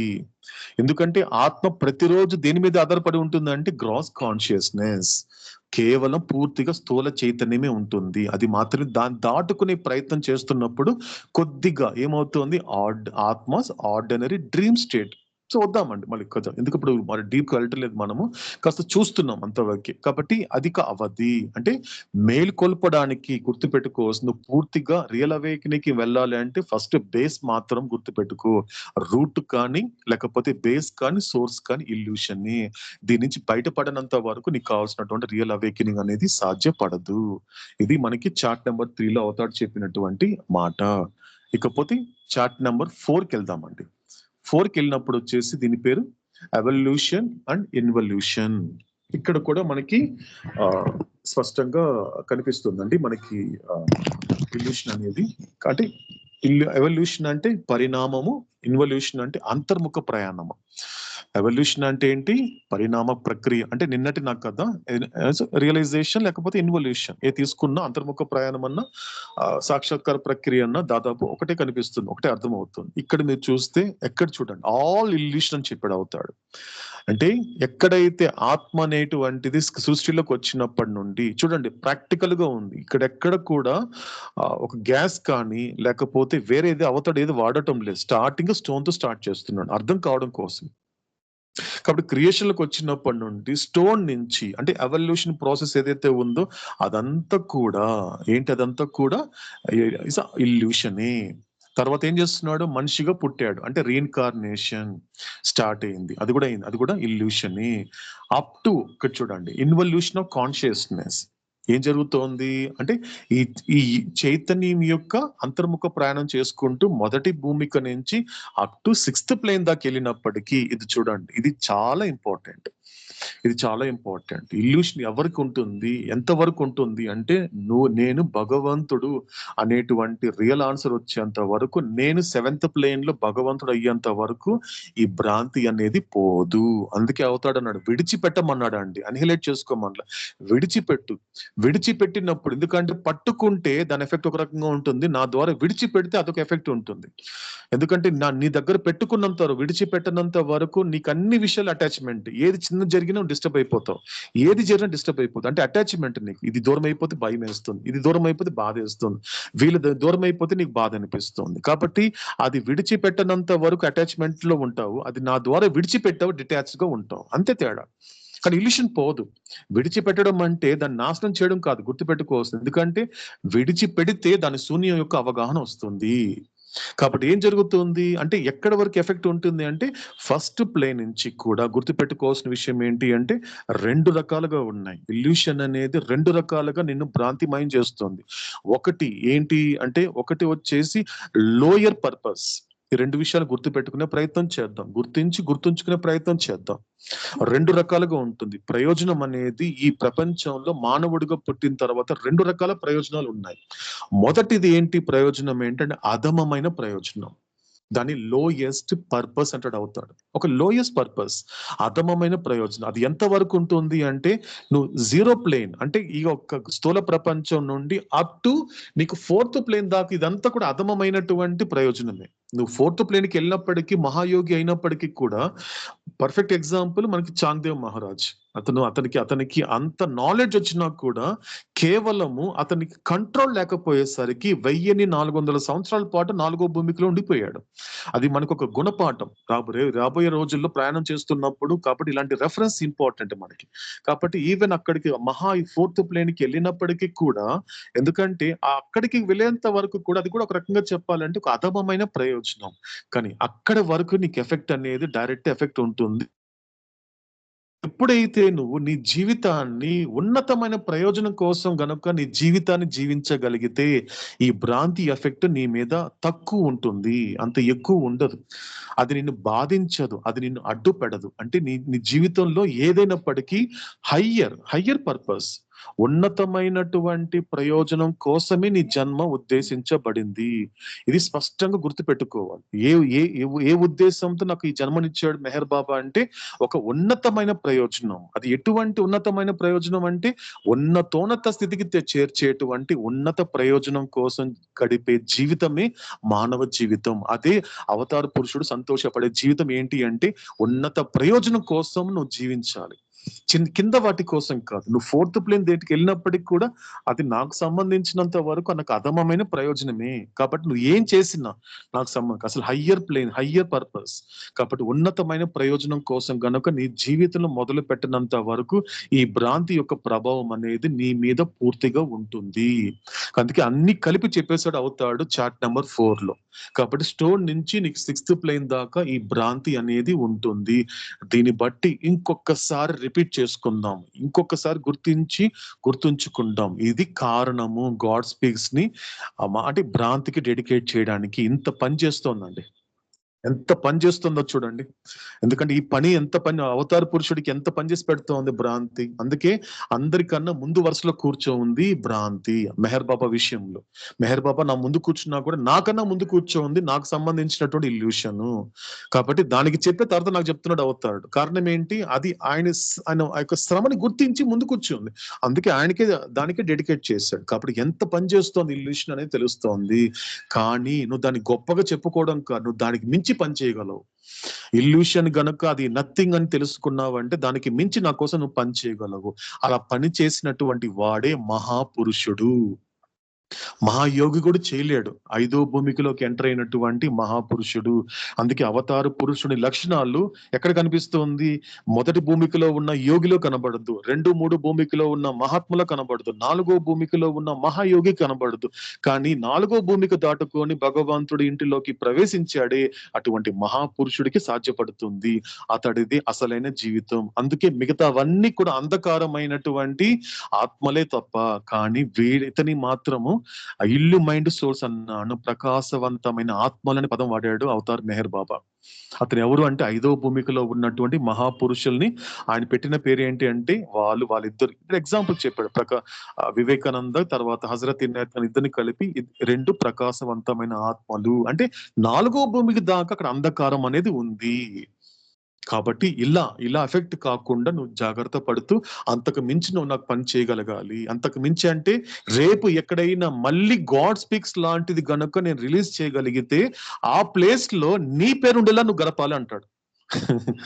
నీ పేరు ఉండాలి, నేను నీకే డెడికేట్ చేస్తాను. ఇది అవతారు స్వయంగా చెప్పిన మాటేనండి. కొన్ని చోట్ల ఒక్కొక్క సందర్భంలో చెప్పిన మాట. ఎందుకు ఇచ్చానంటే ఇప్పుడు నా కళ్ళ ముందు కనిపించింది అనుకో, ఇది 58 లో చెప్పిన మాట అండి. అప్పుడు రిలీజ్ అయింది. నెక్స్ట్ గాడ్ స్పీక్స్ లాంటిది వస్తే మాత్రం డెఫినెట్ గా నేను చెప్పిన జీవితం నీలో కనిపించింది అనుకో, I will dedicate my work to you. నేను చేసిన పని నీకు డెడికేట్ చేస్తాను. కానీ ఇప్పటికీ 1955 వరకు కూడా ఇప్పటిదాకా నాకు ఇల్యూషన్ చేసినంత పని ఎవరు చేయలేదే, నాకు ఏ బిడ్డ చేయలేదే. అదే చేస్తోంది. ఈ సృష్టిని నడిపించేటువంటి క్రమంలో నా శ్రమని గుర్తించింది ఒక ఇల్యూషన్ మాత్రమే. అంత పని చేస్తోంది. ఎంత పని చేస్తుంది చూడండి. ఇక్కడ పరమాత్మ మాత్రం ఈ చార్ట్ లో హ్యాపీగా అటు పైన కూర్చున్నాడు ఆయన, కానీ మొత్తం పనిచేసి పెడుతోంది, చక్కగా పనిచేసి పెడుతోంది. అక్కడి నుంచి స్టోర్ నుంచి చూడండి, చార్ట్ నెంబర్ 4 లో ఒక్కసారి చూడండి, మీకు అర్థమవుతుంది. పరమాత్మ అనేది ఒక చోటు ఉన్నాడు, ఒక చోటు ఉండి పరిపాలిస్తున్నాడు. కానీ చక్కగా ఆ స్టోర్ నుంచి జీవుణ్ణి ఈ భ్రాంతిలో ఉంచినటువంటి గొప్ప పని చేస్తుంది ఇల్యూషన్. కాబట్టి ఆల్ ఇల్యూషన్ అని అవుతాడు. కాబట్టి ఇదంతా కూడా ఇల్యూషనే. కాబట్టి ఎప్పటిదాకా ఉంటుంది ఇల్యూషన్ అనేది మాత్రం గుర్తుపెట్టుకో. కాబట్టి 6th ప్లేన్ దాకా నువ్వు సత్పురుషుడు అయ్యేంత వరకు ఆ ఇల్యూషన్ అనేది విడిచిపెట్టదు. కాబట్టి ఇల్యూషన్ యొక్క ప్రభావం తగ్గాలి అంటే మనం ఇంతకుముందు చెప్పిన మాట ఏంటంటే నీ జీవితము, నీ జన్మ అనేది ఒక ఉన్నతమైన ప్రయోజనం కోసమే కలిగి ఉండాలి. ఆ విధంగా గనుక నువ్వు జీవితం గడపగలిగితే ఖచ్చితంగా నిర్మోహమాటంగా నిస్సందేహంగా నీ జన్మని ధన్యం చేసుకుంటావు అనేది మనకి చార్ట్ నెంబర్ 4 లో అవుతాడు చాలా స్పష్టంగా చెప్పడం జరుగుతోంది. ఇకపోతే చార్ట్ నెంబర్ మనకి 6 అండి. 6 లో చూస్తే ఇక్కడ 4 జర్నీస్ అని అక్కడ అవుతాడు చెప్పడం జరిగింది. సో ఇక్కడ మీరు చూస్తే కూడా క్లియర్ గా మీరు కొంచెం జూమ్ చేస్తే కనిపిస్తోంది. క్లియర్ గా ఇక్కడ మీకు కనిపించింది. మీరు జూమ్ చేస్తే 6th ప్లేన్ లో 6th చార్ట్ లో మీకు కనిపిస్తుంది కంప్లీట్ గా. అంటే మీకు మార్క్ చేసేసారు చూడండి. సేమ్ ఇంతకుముందు మనం చూసిన చార్ట్ లాగే ఇది కూడా అలాగే ఉంటుంది. అంటే కింద మీకు కనిపించే ఇన్ఫినిట్ గ్రాస్ స్పియర్ నుంచి up to 6th plane mental world it's complete గా, అంటే కింద ఉన్నటువంటి ఆ క్రింది లోకాలు, పైన ఉన్నటువంటి పై లోకాలు అన్ని కలిపి ఇల్యూషనే. ఇల్యూషన్ తప్ప ఏమీ లేదు, ఇదంతా ఇల్యూషనే. సో కాబట్టి ఇది కూడా మనకి ఇంకొక రకంగా చెప్తున్నాడు అవుతాడు. ఇది జర్నీ అనేది ఇంకో టాపిక్ కాబట్టి దాంట్లో కూడా మనకి తెలుసుకునే ప్రయత్నం చేద్దాం. మనకి ముందు మనకి అవుతాడు ఈ విషయాలు చెప్పబోతున్నాడు కాబట్టి. 6th తర్వాత నెక్స్ట్ 7th వద్దామండి. 7th చార్ట్ లో మనం చూస్తే ఇక్కడ కనిపిస్తుంది, మళ్ళీ ఇక్కడ ఇల్యూషన్ కనపడుతోంది. సో ఇల్యూషన్ కనిపించినప్పుడు మొత్తం మీకు కనిపిస్తోంది, పైన అంతా మీకు కనిపిస్తోంది. ఏం కనిపిస్తోంది? గ్రాస్ స్పియర్ కావచ్చు, సటిల్ స్పియర్ కావచ్చు, గ్రాస్ బాడీ కావచ్చు, సటిల్ బాడీ, మెంటల్ బాడీ, మీకు ఏదైతే కనబడుతోందో ఇదన్నీ పెడుతూ కూడా చూడండి, స్పష్టంగా చెప్పాడు చూడండి, క్లియర్ గా వచ్చేసి ఆ స్పష్టంగా చెబుతూ ఆ మార్క్ చేస్తున్నప్పుడు ఎవ్రీథింగ్ అని చెప్పాడు. అంటే ఇక్కడ ఉన్నటువంటి వాడికి, భ్రాంతిలో ఉన్న వాడికి ఏమీ లేనిదే సర్వస్వంలో అనిపిస్తుంది. నీకు సర్వస్వంలా కనిపిస్తుంది, కానీ నాకు మాత్రం నథింగ్ లా కనిపిస్తుంది. కాబట్టి that is the nature of illusion అని మనకి 7th చార్ట్ లో కూడా చెప్పడం జరిగింది. ఇకపోతే నేను ప్రస్తుతం 11th చార్ట్ నేను చూడటం లేదండి, ఇక్కడ మీకు నేను షేర్ చేయట్లేదు. ఒక్కసారి మీరే ఓపెన్ చేసి 11th చార్ట్ లో ఇల్యూషన్ ఎక్కడ ఉందో చెప్తారా?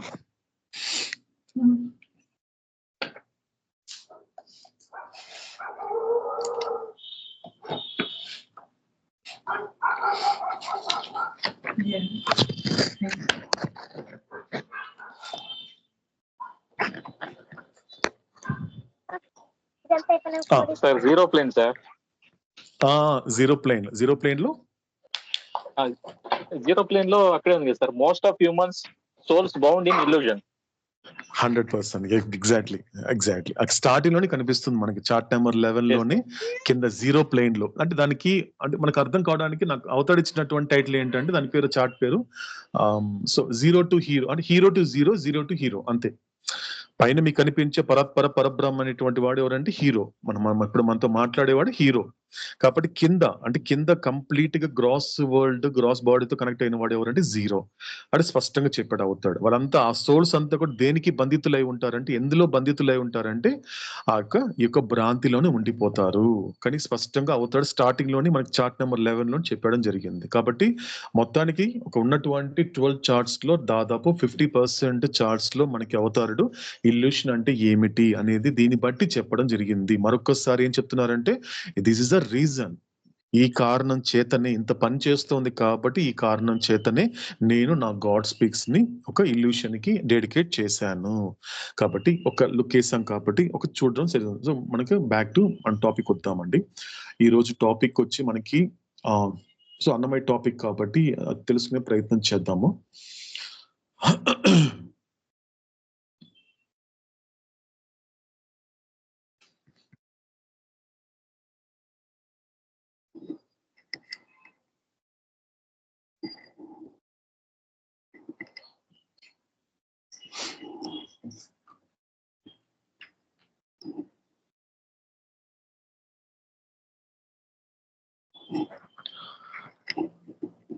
సో మీ అందరికి నేను షేర్ చేశాను కాబట్టి ఒకసారి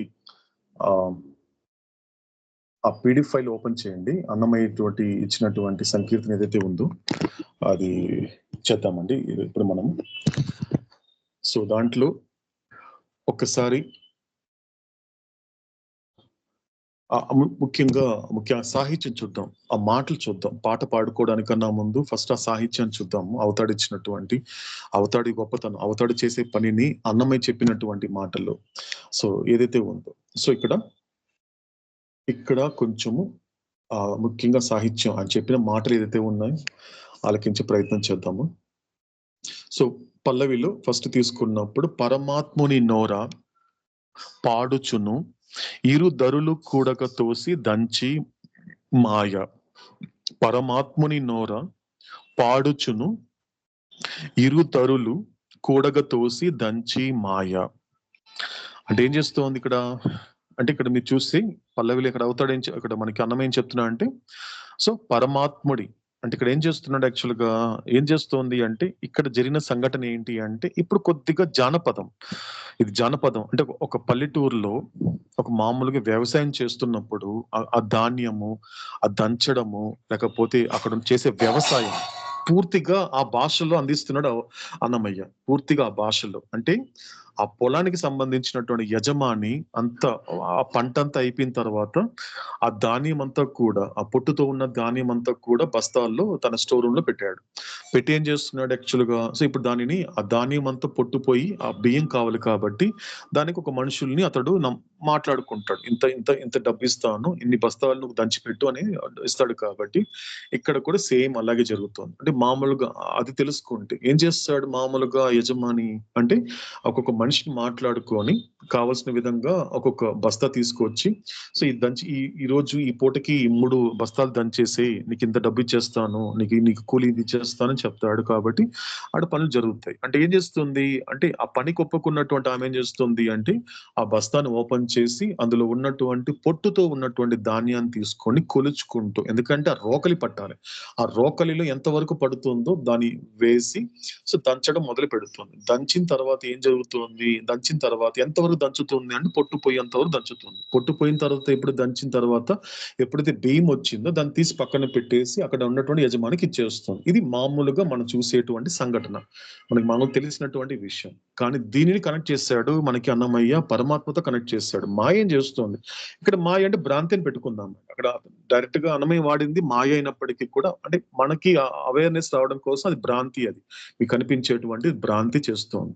సో కాబట్టి ఇక్కడ ఏం చేస్తోంది, సో అక్కడ క్లియర్ గా ఏం చేస్తోంది, అటువంటి ఆ యొక్క మాయ ఏం చేస్తోంది అంటే ఆ పరమాత్ముడి యొక్క నామాన్ని తన నోర పాడుకుంటోంది. పాడుకుంటూ ఏం చేస్తోంది, చక్కగా ఆయన నామస్మరణ చేసుకుంటూ ఏం చేస్తోంది, దంచుతోంది. ఎలా దంచుతోంది అంటే దంచుతున్నప్పుడు, ఎందుకంటే మనందరికీ ఎక్స్పీరియన్స్డ్ లైఫ్ లో ఒక్కసారి దంచుంటాం, ఏదో ఒక చోట చిన్నప్పుడు లేకపోతే ఎప్పుడో చోట దంచి ఉంటాం ఆల్మోస్ట్. సో దంచుతున్నప్పుడు ఆటోమేటిక్ ఏం జరుగుతుంది అంటే అందులో నుండి బయటకు వచ్చేస్తాయి, కొన్ని ధాన్యం అంతా బయట వస్తుంది. కానీ ఏం చేయాలంటే అన్ని వైపులా ఒక కోడగా తోసుకొని మళ్ళీ దంచాలి, అప్పుడు పూర్తిగా బయట ఏది పడకుండా ఉంటుంది. అలా చేస్తోంది మాయ. కాబట్టి పరమాత్ముని నోర పాడుచును ఇరు ధరులు కూడగా తోసి, అంటే ఇరు ధరులు అంటే రెండు వైపులని అన్ని కూడా తోసుకుంటూ దంచుతోంది మాయ. ఇకపోతే ఏం చేస్తూ ఉంది అక్కడ చేసినటువంటి కనెక్ట్ చేసుకుంటే మొదటి చరణంలో చెప్తున్నాడు అన్నమయ్య, ఏం చెప్తున్నా అంటే కొలది బ్రహ్మాండపు కుందెనలోన కులికి జీవులను కొలుచు నుంచి కలికి దుర్మోహపు రోకలి వేసి తలచి తనువులను దంచి మాయా. సో ఇక్కడ ఏం చేస్తుంది ఆమె, ఇప్పుడు మనం చెప్పుకున్నట్లుగా దంచడానికన్నా ముందు ఏం చేస్తుంది, ముందు ఆ బస్తా తెచ్చుకుంటుంది. ఆమె బస్తా తెచ్చుకొని ఆ బస్తాలో ఉన్నది అమాంతంగా అన్ని అయితే ఆ రోకల్లో పోయేది కదండి, దానికి ఏం చేస్తుందంటే దానికి కొలత ఉంటుంది కదండి, ఒక పాత్ర తీసుకొని ఆ పాత్రలో నుండి ఎంత వరకు అందులో రోకల్లో ఎంత వరకు పడుతుందో అది కొలచి అంటున్నది. ఇక్కడ అదే అంటున్నాడు అన్నమయ్య, కొలది బ్రహ్మాండపు కుందెన. అది కనిపించి మీకు రోలు కనిపిస్తోంది, అది బ్రహ్మాండం అంట మాయకి, అంటే ఆ భ్రాంతికి ఈ బ్రహ్మాండం అనేటువంటిది ఒక రోకలి. అది ఆ రోకలి ఏం చేస్తుంది, కులికి జీవులు అంటే ధాన్యంతో ఉన్న, అంటే పొట్టుతో ఉన్న ధాన్యం అని అర్థం. కులికి జీవులు అంటే అజ్ఞానంతో ఉన్న జీవులు. ఆ బస్తాలో ఉండే వాళ్ళందరూ ఎవరు అంటే అజ్ఞానము. ఇక్కడ బాగా గుర్తు పెట్టుకుందాం. జస్ట్ ఏంటంటే అక్కడ పొట్టు అంటే ఏమవుతుంది అంటే అకార్డింగ్ టు మనకి ఒక్కసారి చార్ట్ నెంబర్ 10 ప్రకారం అవతార్ చెప్పిన దాని ప్రకారము ఏదైతే మన అందరిలో ఉన్న పొట్టు ఏంటంటే బబుల్. ఇది ఇలా కనెక్ట్ చేసుకుందాం, ఒక్కసారి కనెక్ట్ చేసుకుందాం. అక్కడ దంచుతూ ఉంది, ఏం దంచుతూ ఉంది, ఆ పొట్టు పొయ్యేంత వరకు దంచుతూ ఉంది. కానీ నిజానికి ప్రతి జీవితంలో ఈ బుడగ పగిలే వరకు దంచుతుంది భ్రాంతి. అక్కడ ఏమవుతోంది, అక్కడ పొట్టు పొయ్యేంత వరకు దంచుతూ ఉంది, ఇక్కడ బుడగ పగిలేంత వరకు దంచుతోంది, అంతవరకు దంచుతుంది. అది దంచితే తప్ప దానికి యజమానికి ఇవ్వవలసినటువంటి లోపల బియ్యం ఏదైతే ఉందో అది అందించలేదు, దంచుతుంది అంతే. ఎలా దంచుతోంది, సో కాబట్టి ఆ బ్రహ్మాండం అనేటువంటి కుందెనలో కులికి జీవులను, అంటే అజ్ఞానం, అంటే ఈ బుడగతో, ఈ అజ్ఞానపు బుడగతో ఉండే జీవులు, అంటే ఈ కులికి జీవులు అంటే మనం బ్రాకెట్ లో గుర్తు పెట్టుకుందాం. ఎందుకంటే అకార్డింగ్ టు చార్ట్ నెంబర్ 10 ప్రకారం అవతాడు ఏం చెప్పాడు, కులికి జీవులు అంటే అజ్ఞానపు బుడగతో కూడిన జీవులు అని అర్థం.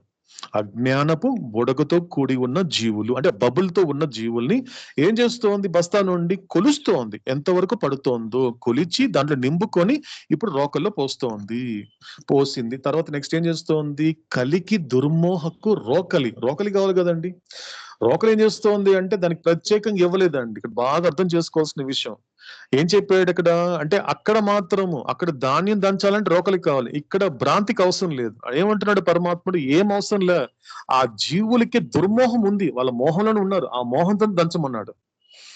ఆ మోహంతో నువ్వు ఉంటే నీకు ఆటోమేటిక్ ఆ మోహమే నీకు రోకలిగా మారుతుంది. కాబట్టి వాళ్ళకున్నటువంటి ఆ మోహపు రోకలతోని దంచమంటున్నాడు. కాబట్టి తలుచుతోంది. తలచి తనువులను దంచి మాయ. పోనీ ఒక గ్రాస్ బాడీనే చేస్తుందంటే కాదండి. ఇక్కడ స్పష్టంగా చెప్పాడు అన్నమయ్య. ఏదైనా బాధ వచ్చినప్పుడు తెలియక శరీరం బాలేదు, ఈ స్థూల శరీరం బాలేదు అనుకుంటున్నారేమో. గుర్తుపెట్టుకోవాల్సిన విషయం ఏంటంటే ఒక్కొక్కసారి సూక్ష్మ శరీరం కూడా బాగుండదు. ఒక్కొక్కసారి మానసిక శరీరం కూడా బాగుండదు. మానసిక శరీరంలో గనుక నువ్వు మనసుని గనుక పర్టికులర్ గా భగవద్ ఐక్యం చేయనంత వరకు, భగవంతుడి కార్యకలాపాలు చేయనంత వరకు నీ మానసిక శరీరం కూడా బాగుండదు. దాని ద్వారా నీకు ఏ ప్రాణం అయితే ఇస్తూ ఉందో ఈ శరీరానికి, ఆ ప్రాణం ఉన్నటువంటి సూక్ష్మ శరీరానికి కూడా ఒక్కోసారి అనారోగ్యం వస్తుంది. అది కూడా అందులో కూడా దంచాలి. దంచితే తప్ప అది కూడా బాగుపడద్దు. కాబట్టి తలుచుకుంటూ నా యజమాని చెప్పిన పనిని తలచి తనువులను దంచి మాయ. తనువులంటే gross body, subtle body, mental బాడీని మూడిట్లు కలిపి దంచుతా ఉంది ఈ భ్రాంతి. కాబట్టి దంచడం అంటే మళ్ళీ చెప్పుకుంటున్నామండి ఏంటంటే పగిలే వరకు ఇది పూర్తిగా.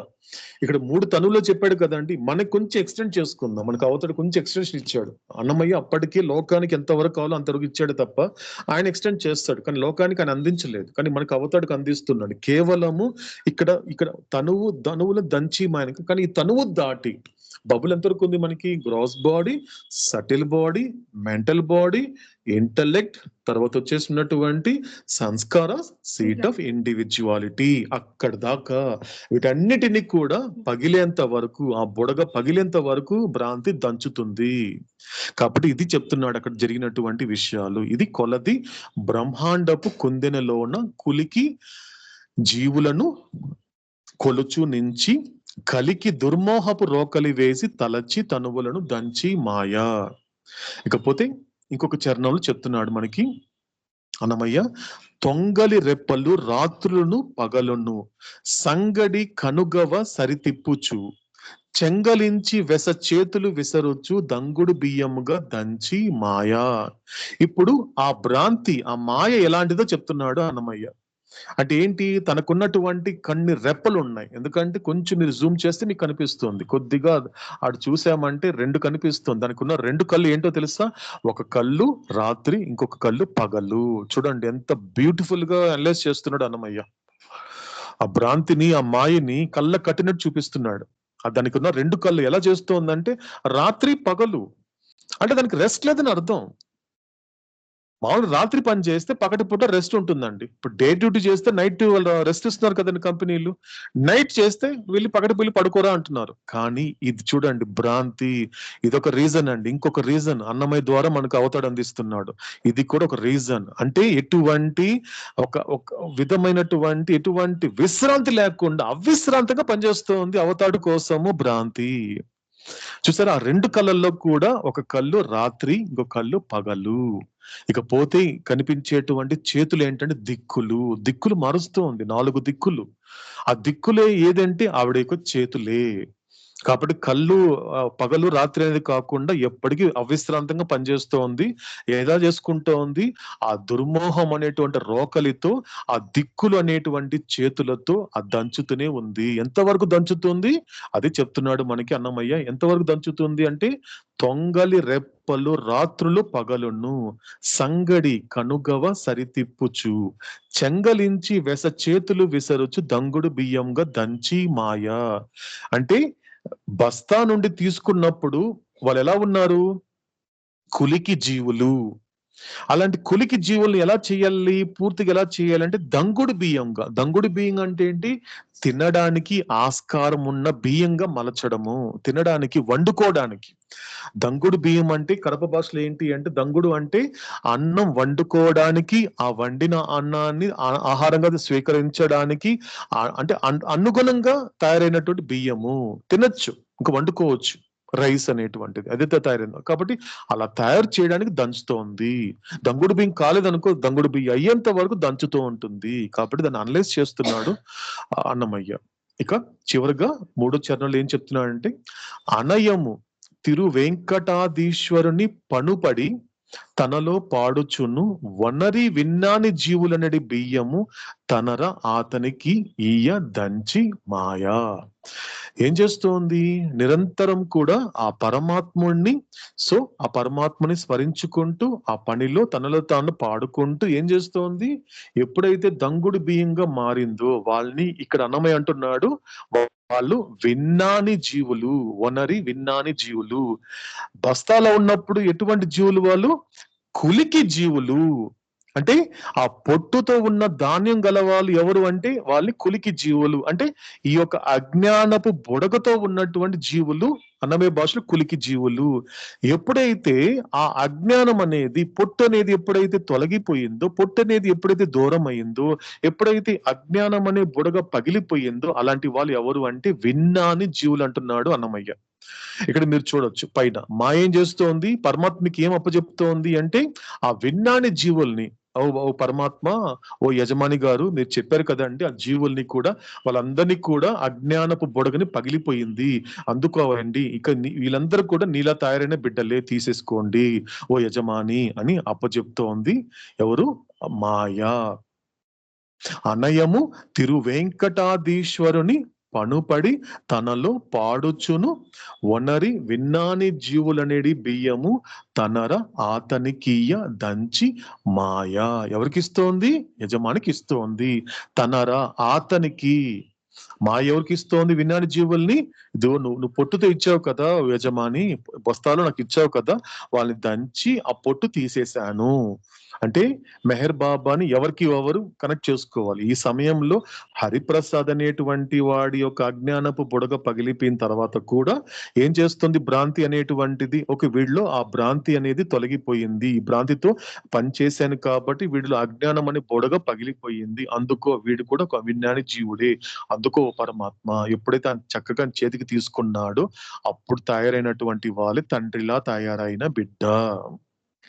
ఇంతవరకు తండ్రి మాటని వినని బిడ్డ తండ్రి మాట వినే బిడ్డగా తయారయ్యాడు. ఆ తర్వాత తండ్రి మాట మాత్రమే వినే బిడ్డగా తయారైనాడు. చివరికి తండ్రిలా తయారైన బిడ్డ. అతడు ఎవరో కాదు, విన్నాని జీవుడే.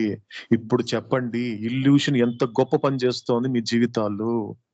ఇల్యూషన్ అనేటువంటిది మీకు అర్థం కాకపోవడం వల్ల దాన్ని అపార్థం చేసుకుంటున్నారే తప్ప, అర్థం చేసుకుంటే దాన్ని గనుక నా ద్వారా విడిచిపెట్టగలిగితే అది చేసే పని గొప్పగా తెలుస్తుంది మీకు. కాబట్టి ఇది ఇంపార్టెంట్ విషయము. కాబట్టి ఇది కనెక్ట్ చేసే ప్రయత్నం చేసుకుంటున్నప్పుడు ఒక్కొక్కటి చూస్తే, ఎందుకంటే ఒక్కసారి చార్ట్ నెంబర్ 9 కనెక్ట్ చేసుకుంటే ఈ మాయ అనేది అవతారుడు 2 రకాలుగా చెప్పాడు. ఒకటి false illusion, 2 real illusion. False illusion ఎక్కడ కనిపిస్తుంది అంటే అవాస్తవమైనటువంటి మాయ కాదని భ్రాంతి. అక్కడ ఒక ట్రాన్స్లేషన్ అండి, అవాస్తవమైనటువంటి భ్రాంతి అంటే డెసెంట్ అని కనిపిస్తుందండి. ఎందుకంటే అవాస్తవమైనటువంటి మాయ అంటే ఆ యొక్క ఇల్యూషన్ అనేటువంటిది కూడా నువ్వు ఎవల్యూషన్ లో ఉన్నప్పుడు జరిగినటువంటిది ఏంటి అంటే అదొక ఫాల్స్ ఇల్యూషన్ మాత్రమే. అంటే ఒక జంతువుకి తాను భ్రాంతిలో ఉన్న విషయం దానికి ఆ జంతువుకి తెలియదు. తాను భ్రాంతిలో ఉన్నానన్న విషయం ఒక రాతికి తెలియదు. తాను భ్రాంతిలో ఉన్నాననేటువంటిది వృక్షానికి తెలియదు. తాను భ్రాంతిలో ఉన్నానన్న విషయం వచ్చేసి చేపకి తెలియదు, లేకపోతే పక్షికి తెలియదు, లేకపోతే అక్కడ ఉన్నటువంటి ఏ ఒక ఆ రాజ్యంలో ఎవరికి తెలియదు. అందుకే దాన్ని అవుతాడు ఫాల్స్ ఇల్యూషన్. వాటికి తెలియదు ఇల్యూషన్ లోని విషయం. కానీ మానవ జన్మ తీసుకున్న తర్వాత, అసెంట్ స్టార్ట్ అయిన తర్వాత, ఎదగడం మొదలు పెట్టిన తర్వాత అక్కడ పనిచేస్తుంది అసలైనటువంటి మాయ. అసలైన భ్రాంతి ఏంటి అంటే ద రియల్ ఇల్యూషన్. అక్కడ అర్థమవుతుంది. అందుకు అర్థం చేసుకుంటాడు అవతార్ మెహర్ బాబా చేసే పనిని అర్థం చేసుకుంటాడు. నా జీవితంలో ఇలాంటి బాధలు పడుతున్నానంటే నా తండ్రి భ్రాంతి చేత నాలో ఉన్న అజ్ఞానాన్ని పగలగొట్టే ప్రయత్నం చేస్తున్నాడు. ఆ భాగంగానే వచ్చిన సఫరింగే నాకు ఇది. ఇలా అర్థం చేసుకుంటాడు. అర్థం చేసుకోవాలి భగవంతుడిని ప్రేమించడానికన్నా ముందు, భగవంతుడిని ఇష్టపడడానికన్నా ముందు చేయాల్సిన ఫస్ట్ పాయింట్ ఏంటంటే నన్ను కాస్త అర్థం చేసుకోరా నువ్వు. దాన్ని అర్థం చేసుకుని నన్ను అర్థం చేసుకుంటే నీతో ఉన్న వాళ్ళు అర్థం అవుతారు. నా సంకల్పం నీకు అర్థమైతే ప్రపంచం యొక్క సంకల్పం నీకు అర్థమవుతుంది. ఫస్ట్ నన్ను అర్థం చేసుకో. నన్ను అర్థం చేసుకోకుండా నువ్వు ఎన్ని జన్మలు ఎత్తినా ఈ లోకాన్ని ఎన్ని జన్మలు, నేను బల్లగుద్ది చెప్తున్నా, నీకు ఎన్ని జన్మలు ఎత్తినా కూడా నీకు ఒక్క మనిషి కూడా నీకు అర్థం కాడు. ఎన్ని జన్మలు, ఎన్ని వేల జన్మలైనా ఎత్తు, నీకు ఇస్తా, కావాలంటే నీకు అవకాశం ఇస్తాను. కానీ ఎందుకంటే నన్ను అర్థం చేసుకోకుండా, నా గురించి తెలుసుకోకుండా నువ్వు ఎంత మందిని ఎన్ని విధాలుగా అర్థం చేసుకునే ప్రయత్నం చేసినా కూడా అక్కడ నీకున్నటువంటి బోనస్ ఏంటి అంటే అర్థం చేసుకోవడం పక్కన పెట్టి అపార్థాలు ఎక్కువైపోతాయి. వీడిని దగ్గర చేసుకుందాం అనేటువంటి అర్థం చేసుకుందాం అంటే వాడి వల్ల నీకు వచ్చేటువంటి అపార్థాలు, వాడు నీకు దూరం అయిపోతున్నాడు, ప్రపంచం నీకు దూరం అవుతా ఉంది. ఇది ఇంపార్టెంట్. కాబట్టి అర్థం చేసుకోవాలి. కాబట్టి అవతాడు పురుషుడు ఏ పని చేసినా కూడా ఏదో కారణం చేత చేస్తాడు అంటే ఆ కారణం ఏదో కాదు, ఇంతకాలం నుండి మనం చెప్తున్నాడు కదండి, ఇక్కడ ప్రత్యక్షంగా చూపిస్తున్నాడు అవుతాడు. ఇది కారణము, ఇదిరా కారణము. నువ్వెవరు అసలు? నువ్వు దేహానివే కాదు కదా, నువ్వు మనస్సువే కాదు కదా, నువ్వు అహంకారానివే కాదు కదా, నువ్వు సంస్కారాలే కాదు కదా, నువ్వు ఆత్మవి కదా. నువ్వు ఆత్మవని కనెక్ట్ అయినప్పుడు నువ్వు ఎలా మాట్లాడగలుగుతావు? నువ్వు అలా కనెక్ట్ అవ్వగలిగితే నువ్వు కూడా రమణ మహర్షి లాగా మాట్లాడతావు కదా. ఆయన ఏమన్నాడు? ఈ శరీరం అనేది పుండు, అంటే తన పుండుగా చూస్తున్నాడు శరీరాన్ని. కాబట్టి ఈ శరీరానికి ఏదైనా పుండు వచ్చిందంటే పుండుకు పుండు వస్తోంది అంటే ఎలా చూస్తున్నాడు ఆయన శరీరాన్ని? బయట నుండి చూస్తున్నాడు. దీన్ని బయట పెట్టేశాడు. దీనికి ఏంటి భగవాన్ మీకు మీరు బాగున్నారా, మీకు నొప్పి తగ్గిందంట, దీనికి తగ్గినట్టు ఉంది, బాగా తగ్గింది. ఇదేంటి అది అంత సీమ్ కడుతూ ఉంది, మీకేం నొప్పిలు? ఇది దీనికి బాధ కలుగుతోంది. చూసారు, సపరేట్ చేశాడు. ఈ సపరేట్ అనేది కూడా నీకు రియలైజేషన్ అయితే వస్తుందా? కాదండి, మహాపురుషుడైనా వస్తుంది. నీ యొక్క జన్మ ఒక ఉన్నతమైన ప్రయోజనం కోసం గడపగలిగితే నువ్వు శరీరాన్ని అలా నువ్వు డిటాచ్ చేయగలగాలి. అలా డిటాచ్ చేయగలవు నువ్వు. ఎందుకంటే ఈ భ్రాంతి గురించి నీ అవగాహన తెచ్చుకోగలిగితే, ఈ భ్రాంతి అనేది నథింగ్. అంటే ఎలా చూస్తున్నాడు రమణ మహర్షి తన యొక్క శరీరాన్ని? ఇదొక ఇల్యూషన్, ఇదొక భ్రాంతిమయమైన శరీరం. కాబట్టి ఇది నేను కాదు, ఇది నేను తొడుక్కున్నాను. ఈ షర్ట్ వేసుకుంటే ఈ షర్ట్ నాదని చెప్పను కదా, ఈ షర్ట్ నేను తొడుక్కున్నా, అదే ఈ శరీరాన్ని తొడుక్కున్నా. కాబట్టి దీనికి అంటే అందుకే అంటాడు, భగవాన్ బాగున్నారని, ఇది చాలా బాగుంది, భగవాన్ ఇది చాలా బాగుండటం లేదు ఈ మధ్య. చూసారా, సపరేట్ చేయడం అనేది ఇది ఎలా సాధ్యపడుతుంది అంటే ఆ రియల్ ఇల్యూషన్ గురించి తెలుసుకుంటే అర్థమవుతుంది. అది ఏం పని చేస్తోంది, ఎంత గొప్ప పని చేస్తోంది ఇల్యూషన్ అనేది తెలుస్తుంది. అది ఎంత గొప్పగా అవతాడు పురుషుడు యొక్క ఘనకార్యం చేస్తోంది. కాబట్టి ఏది జరిగినా ఒక కారణం ఉంది అంటే కారణం ఏదో అని మీరు ఊహించుకోవాల్సిన అవసరం లేదు, ఇదే కారణము. ఈ కారణం చేతనే నీ జీవితంలో నీకు దుఃఖాలు వచ్చినా, లేకపోతే నీకు అసౌకర్యాలు వచ్చినా, అనారోగ్యాలు ఏదొచ్చినప్పటికీ కూడా అది నీ యొక్క బుడగని పగలగొట్టడానికి దంచుతోంది. గుర్తుపెట్టుకో. కేవలం ఈ శరీరమే కాదు, 3 శరీరాలని అంటే అన్నమయ్య చెప్పినట్లు కొంచెం ఎక్స్టెండ్ చేసుకుంటే మనకి up to seat of individuality వరకు మొత్తాన్ని హోల్సేల్ గా బబుల్ దంచుతోంది. ఒక రకంగా చెప్పాలంటే ఉన్నటువంటి మొత్తం బబుల్ ని కలిపి అంతా వేసి రోకల్లో వేసి దంచుతోంది. దంచాలి, కావాలి, నాకు ఇల్యూషన్ కావాలి, అది రియల్ ఇల్యూషన్. అప్పుడు అర్థమవుతుంది, దాన్ని అపార్థం చేసుకోవడం కాదు, అర్థమవుతుంది. ఇదంతా కూడా ఈ దేహానికే కదా, కానీ ఇన్ని దంచుతోంది. ఒక్కటి గుర్తు పెట్టుకునే ప్రయత్నం చేద్దామండి. ఈ క్షణాన్ని గుర్తుంచుకునే ప్రయత్నం చేద్దాం. అది అది దంచేది కేవలము నన్ను కాదు కదా, నేను అంటి పెట్టుకున్నటువంటి అజ్ఞానపు బుడగనే కదా. అక్కడ దంచేది ఆత్మని కాదు కదా. అంటే నిన్ను ఒక ఆత్మగా మలచాలి, నేను ఒక పరమాత్మగా మలచాలనేటువంటి ఏకైక ఉద్దేశంతోనే చేస్తోంది. అది కూడా ఆవిడ పరమాత్మ నామం చెబుతూ చేస్తోంది. నీ మీద ద్వేషంతో ఏం కాదు. రోకలతో కొడుతుందంటే వాడి మీద కోపంతో రోకలతో కొడుతున్నాడు అంటారు. అది ఆవిడ రోకలతో కొట్టడం లేదు, చక్కగా ప్రేమతో పరమాత్ముడి యొక్క నోరు అవతార్ మెహర్ బాబా కీ జై అని పాడుకుంటూ ఆవిడ దంచుతూ ఉంది. ఎవరో పేరు కాదు, ఈయన పేరు చెప్పుకుంటూ, పరమాత్ముడి పేరు చెప్పుకుంటే, నామం చెప్పుకుంటూ చేస్తూ ఉంది, చక్కగా చేస్తూ ఉంది. ఆ నామం చెప్పుకుంటున్నప్పుడు ఏమవుతుందంటే చేసే పని కూడా పవిత్రం అవుతుంది. అవుతాడు ఎప్పుడు చెప్తాడు, నువ్వు ఒక పని చేస్తున్నప్పుడు, ప్రసాదం ప్రిపేర్ చేస్తున్నప్పుడు, ఏదైనా పని చేస్తున్నప్పుడు ఆ భావంతో చెయ్యి.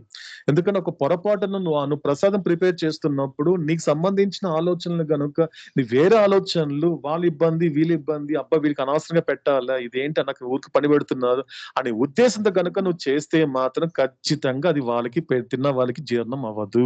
అది ప్రసాదం కాదు. వాళ్ళని హాస్పిటల్కి పంపించేటువంటి మామూలు సాధారణమైనటువంటి ఒక పొల్యూటెడ్ ఫుడ్ అయిపోతుంది. కాబట్టి ఈమె అలా చేయట్లేదు. ఈమె చూడండి ఎలా ప్రిపేర్ చేయాలో కూడా మాయ నేర్పిస్తుంది, ఆ భ్రాంతి నేర్పిస్తూ ఉంది. అలా పాడుకుంటూ చేస్తుంది పని. పాడుకుంటూ చేస్తే ఏమవుతుంది, ఆ పరమాత్మ యొక్క నామంతో పని చేస్తోంది కాబట్టి ఆ వైబ్రేషన్స్ అంతా కూడా ఆ దంచే జూల్ని పడుతూ ఉంది, చక్కగా పడుతూ ఉంది. ఎప్పుడైతే 50% పొట్టు ఊడిపోయిందా, స్టార్ట్ అయిపోయాడు. ఒక సగం పొట్టు ఊడిపోయిందా ఆ ధాన్యానికి, అంటే 4వ భూమికి దాటి 5వ భూమికి వచ్చేస్తాడు. ఇంకా మిగిలింది 5th 6th కాబట్టి రియల్ ఇల్యూషన్. వాడికి ఈజీ అయిపోతుంది. సగం పొట్టు చూడండి, పూర్తి పొట్టు అనేది ఒక్కసారి రాకపోతే సగం వచ్చేసింది అనుకోండి, సగం చేత తీసి వచ్చేస్తుంది పొట్టు. ఈజీ భ్రాంతికి. అందుకే ఎక్కువసేపు వాళ్ళు చాలా తేలికైన జీవితాలు గడిపే వాళ్ళంటే ఎవరైనా ఉన్నారు ఈ లోకంలో అంటే ఒకరు మహాపురుషులు, 2 సత్పురుషులే. తేలికైన జీవితాలు, ఇంకా భగవత్ సాక్షాత్కారం కలగడానికన్నా ముందు తేలికైన జీవితాలు ఎవరు గడుపుతున్నారు అనేది కాస్త విచారణ చేస్తే మనకి కనిపించే వాళ్ళు ఇద్దరే. ఒకరు మహాపురుషులు, 5వ భూమికిలో ఉన్న మహాపురుషులు, 6వ భూమికిలో ఉన్న సత్పురుషులు. కాబట్టి వాళ్ళకి తెలుస్తుంది, అది ఈజీ. ఆ భ్రాంతికి ఈజీ. సగం ఊడినటువంటి పొట్టుని, ఎందుకంటే చేత తీస్తే వచ్చేస్తుంది, పొట్టు వచ్చేస్తుంది. చేత అలా తీస్తే వచ్చేస్తుంది, ఈజీ అయిపోతుంది. కాబట్టి భ్రాంతి పని ఈజీ అయిపోయింది. కాబట్టి అంత రియల్ ఇల్యూషన్ ఎప్పుడైతే నువ్వు స్టార్ట్ చేసేసావో ఆటోమేటిక్ గా కూడా నువ్వు నేను భగవంతుడు అనే స్టేట్ కి వెళ్ళిపోవచ్చు. కాబట్టి ఇది మనకి అన్నమయ్య అందించినటువంటి మాయకి అంటే భ్రాంతికి సంబంధించినటువంటి ఒక సంకీర్తన. కాబట్టి ఈ సంకీర్తనని ఇంతవరకు మనం సాహిత్యం విన్నాం కాబట్టి మాటల్లో, ఇప్పుడు మనకి మీనాక్షి ద్వారా ఆ పాట రూపంలో ఆలకిద్దామండి.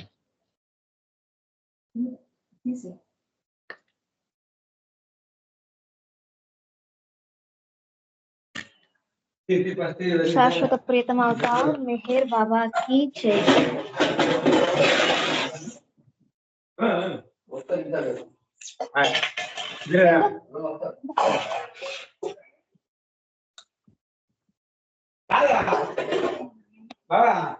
శాశ్వత ప్రీతం అవతార్ మెహర్ బాబా की जय।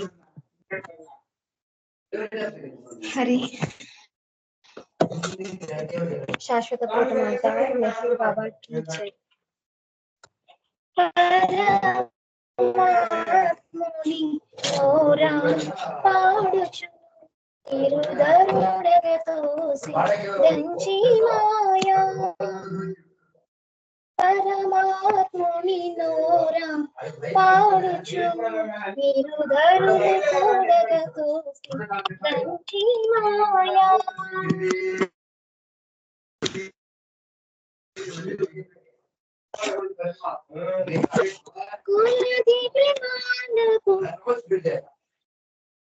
కొలది బ్రహ్మాండపు కుందనలోన కొలికి జీవులను కొలుచునించి। కొలది బ్రహ్మాండపు కుందనలోన కొలికి జీవులను కొలుచునించి। కలికి దుర్మోహపు రోగలివేసి, కలికి దుర్మోహపు రోగలివేసి, తలచి అనుకూలను దంచి మాయా। పరమాత్ముని నోరా పాడుచును ఇరుదరులు కూడగతోసి దంచి మాయా। తొంకలి రేపలు రాత్రులు పగులును సంగడి కనుగవ సరిదీపుచు। తొంగలి రేపలు రాత్రులు పగలును సంగడి కనుగవ సరిదీపుచు। చెంగలించి విసచేతులు విసరుచు, చెంగలించి విసచేతులు విసరుచు, దంగుడు బియ్యముగ దంచి మాయా। పరమాత్ముని నోరా పాడుచును ఇరుదరులు కూడగదోసి దంచి మాయా। అనయము తిరువెంకటాధీశ్వరుని పనుపడి తనలో పాడుచును। అనయము తిరువెంకటాధీశ్వరుని పనుపడి తనలో పాడుచును। వనరి విన్నాడి జీవుల నెడిబియ్యము జీవుల నెడిబియ్యము తనరనాథనికి దంచి మాయా పరమాత్ముని నోర పాడుచును ఇరుదరులు కూడగ తోసి దంచి మాయా పరమాత్ముని నోర పాడుచును ఇరుదరులు కూడగ తోసి దంచి మాయా. శాశ్వత ప్రథమ అవతార్ మెహర్ బాబా की जय.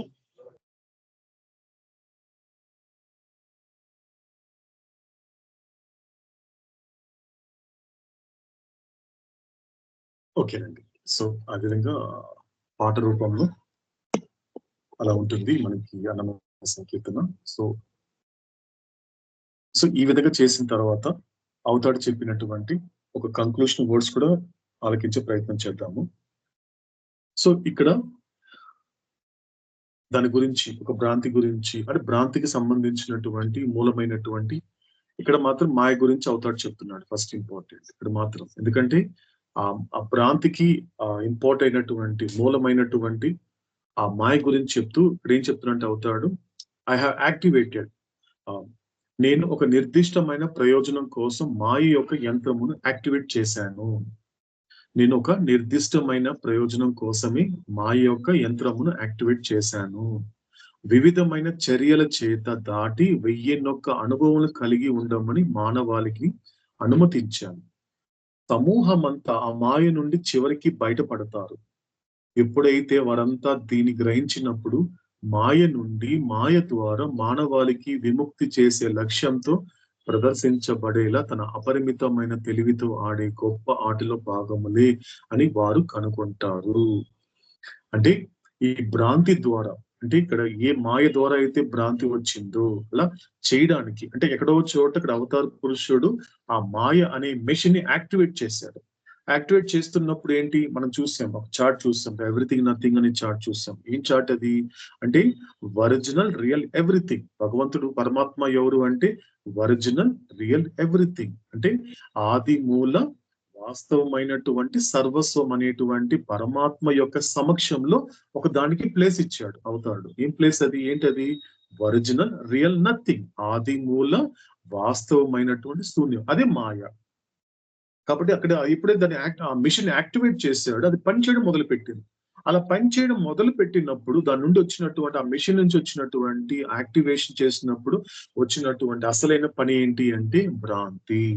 కాబట్టి మాయ నుంచి భ్రాంతి వచ్చినప్పుడు ఎలా ప్రతి ఒక్కరు కూడా, ఎందుకంటే మాయ నుండి బయటపడాలి అంటే మాయ నుండి బయటపడితే ఇంకా మిగిలేది మాయావి మాత్రమే. అంటే దీన్ని బట్టి ఏం అర్థమవుతుంది అంటే మొట్టమొదటిగా నేను నా భ్రాంతి నుంచి బయటపడాలి. ఎలా బయటపడాలి, నేను అవతార పురుషుడి ద్వారా దాన్ని విడిచిపెట్టగలగాలి. అలా విడిచిపెట్టిన తర్వాత ఎక్కడికి వస్తాను, మళ్ళీ మాయ నుండి దాటుకుంటూ అసలైనటువంటి మాయ ఏంటి, మాయ దగ్గర ఇక్కడ పని ఉంటుంది అంటాడు అవుతాడు. ఫస్ట్ నీ పని అంతా కూడా ఇక్కడ భ్రాంతి, ఎందుకంటే చివరిగా నీకు పలకరిస్తుంది. ఎందుకంటే ఒక సినిమాలో కూడా మనం క్లియర్ గా స్పష్టంగా చూడవచ్చు, గౌతమ్ బుద్ధుడి సినిమాలో మీకు కనిపిస్తుంది. ఎందుకంటే ఆ మాయ కనిపించినప్పుడు అది అటెంప్ట్ చేసే ప్రయత్నం చేస్తున్నప్పుడు అది మాయా. నిజానికి నువ్వు నథింగ్ అనే మాట నువ్వు చెప్పగలిగితే అది ఎక్కడి నుంచి అయితే వచ్చిందో ఆ నథింగ్ వెళ్ళిపోతుంది మాయా. సో అప్పుడు ఏమైపోతుంది, నువ్వు భ్రాంతిని విడిచిపెట్టిన తర్వాత నువ్వు మాయ దగ్గరకు వచ్చిన తర్వాత మాయను కూడా దాటిన తర్వాత నీకు మిగిలేదేంటి, నీకు మాయావి మాత్రమే. అంటే ఏమవుతోంది, మాయ నువ్వు దాటే ప్రయత్నంలో భాగంగా నీకు భగవంతుడు స్పష్టంగా కనబడతాడు. అంటే నువ్వు సత్పురుషుడు ఏమైనా అర్థం, 6th ప్లాన్కి వెళ్ళిపోయావు.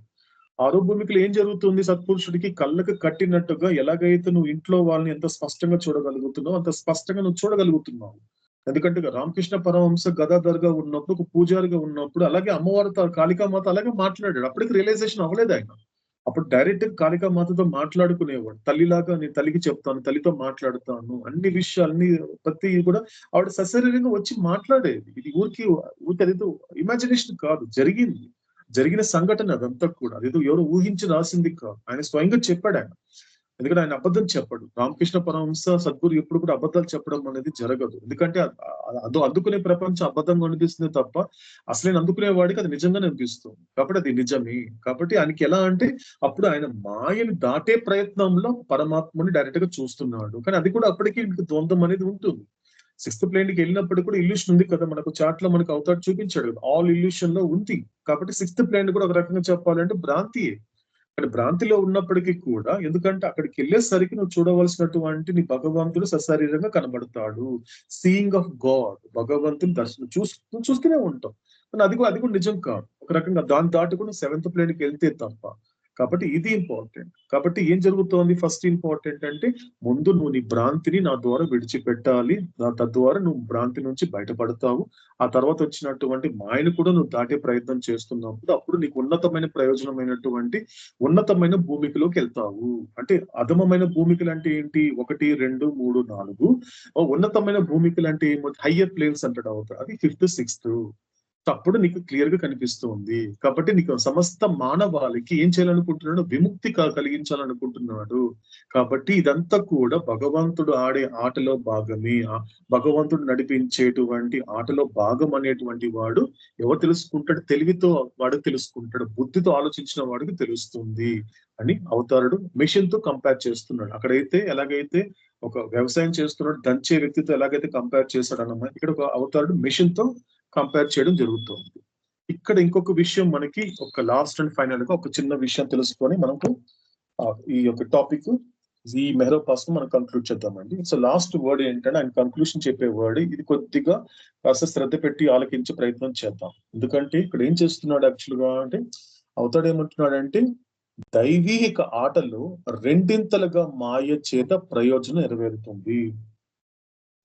ఇది మాత్రం ఆయన మాట్లాడేది మాయ గురించి మాట్లాడు. ఇది ఇల్యూషన్ కాదు. అంటే అల్టిమేట్ గా నువ్వు దాటుకొని భ్రాంతిని దాటుకొని మాయ దగ్గరికి వచ్చినప్పుడు అది ఎలా ఆట ఆడిస్తుంది, భ్రాంతి చేత జీవుని ఎలా ఆడిస్తుంది అంటే ఆ ప్రయోజనం చెప్తున్నాడు అవుతాడు. ఆ ప్రయోజనం అనేది రెండింతలుగా ఉంటుంది. ఒకటి ఏంటంటే మొదటిగా మీ పిక్చర్ లో కనిపించినట్లుగా ఒక వ్యక్తి స్టక్ అయిపోయాడు ఒక చోట. అంటే మొదటిగా ఆత్మను భ్రాంతి యొక్క చిట్టడివిలో ఇరికించడంలో మాయ సాధనంగా ఉంటుంది. నువ్వు దాని గురించి తెలుసుకోలేదనుకో, నీ గురించి నువ్వు తెలుసుకోవటం లేదు, ప్రపంచం గురించే తెలుసుకుంటున్నావు. ఈ శరీరాలే శాశ్వతం అనుకుంటున్నావు, ప్రపంచాలే శాశ్వతం అనుకున్నటువంటి వాడిని మాత్రం ఏం చేస్తుంది? ఆ చిట్టడిలో ఇరికించేస్తుంది. ఆ ఇల్యూషన్ అనేటువంటి దాంట్లో ఇరికించేస్తుంది. వాడి బయటకు వచ్చే ప్రయత్నం చేయనివ్వదు. అంటే వాడికి ఏంటి? సమస్తము ప్రపంచం గురించి తెలుసుకోవాలి, లేకపోతే లోకం గురించి తెలుసుకోవాలనేటువంటి ఆలోచన తప్ప భగవంతుని తెలుసుకోవాలి, లేకపోతే నా గురించి నేను తెలుసుకోవాలి అనే ఆలోచన రానంత వరకు వాడు ఏం చేస్తుంది ఒక రకంగా అంటే అది ఇరికించేస్తుంది. నీకు పిక్చర్ లో కనిపించేటువంటి ఆ వ్యక్తి ఎలాగైతే ఆ సర్కిల్లో ఇరుక్కుపోయాడు స్పష్టంగా కనబడుతోంది. ఇరుక్కుపోయి ఎక్కడ పోదు తెలియట్లేదు అతనికి, బయటకు వచ్చే మార్గం కనబడలేదు అతనికి. ఇక రెండో విధంగా వస్తే మాత్రం ఆధ్యాత్మిక అజ్ఞానము మరియు బంధనం యొక్క ఉచ్చుల నుండి అంటే ఏం జరుగుతుంది? ఆత్మను విముక్తి చేయడంలో కూడా మాయ ఒక పరికరంలో ఉంటుంది. చూడండి, అది ఇరికించింది మాయే, భ్రాంతి చేత బయటపడేలా చేసింది కూడా మాయే. భ్రాంతి చేత అంటే ఎలా జరుగుతోంది? ఇప్పుడు సెకండ్ కేటగిరీ మీకు కనిపిస్తోంది. ఇది అవతారుడు చెప్పేటువంటి మార్గము. ఇంతకుముందు చెప్పాడు కదండి అవతారుడు, నేను అవతరించింది ఈ యొక్క భ్రాంతి నాశనం చేయడానికి కోసం కాదు. నువ్వు నీ యొక్క ఆ యొక్క భ్రాంతి యొక్క అబద్ధమును అనుభవించిన తర్వాత ఏం చెయ్యాలి? ఆ భ్రాంతిని నువ్వు నా ద్వారా విడిచిపెట్టగలిగితే ఏం జరుగుతుంది అంటే మీకు ఈ పిక్చర్ లో కనబడుతోంది. సెకండ్ పిక్చర్ లో అలా బయటపడతాడు. చూసారు, బయట దారి చూపిస్తోంది, రెడ్ కలర్ లో చూపిస్తుంది, బయటపడిపోయాడు, చివరికి వచ్చేసాడు. అంటే ఆల్మోస్ట్ 6th ప్లేన్ కూడా దాటే ప్రయత్నంలో ఉన్నాడు. అతను సత్పురుషుడు, దాటి చేస్తుంది. ఇంకా దాంతో మాయతో కానీ భ్రాంతితో సంబంధం లేదు. కాబట్టి ఇక్కడ చివరికి ఒక మాట చెప్తున్నాడు అవుతాడు. కాబట్టి ఈ ఇల్యూషన్ కానీ మాయని కానీ గుర్తు పెట్టుకో, విస్మరించకూడదు, దాన్ని నెగ్లెక్ట్ చేయకూడదు, దాన్ని పట్టించుకోకుండా ఉండకూడదు. గుర్తు పెట్టుకో, మాయని కానీ భ్రాంతిని కానీ దాన్ని ఎలా హ్యాండిల్ చేయాలి అంటే మాయ కావచ్చు, భ్రాంతి కావచ్చు, ఎలా చేయాలో తెలుస్తా, దాన్ని తగులుకోకుండా, మాయని కానీ భ్రాంతిని నువ్వు ఎలా హ్యాండిల్ చేయాలో తెలుసా? దానికి తగులుకోకుండా మరియు అవగాహనతో చేపట్టాలి. తగులుకోకుండా ఉండడం అంటే డిటాచ్మెంట్ అండి. తగులుకోవడం అంటే ఏంటి అంటే అటాచ్మెంట్.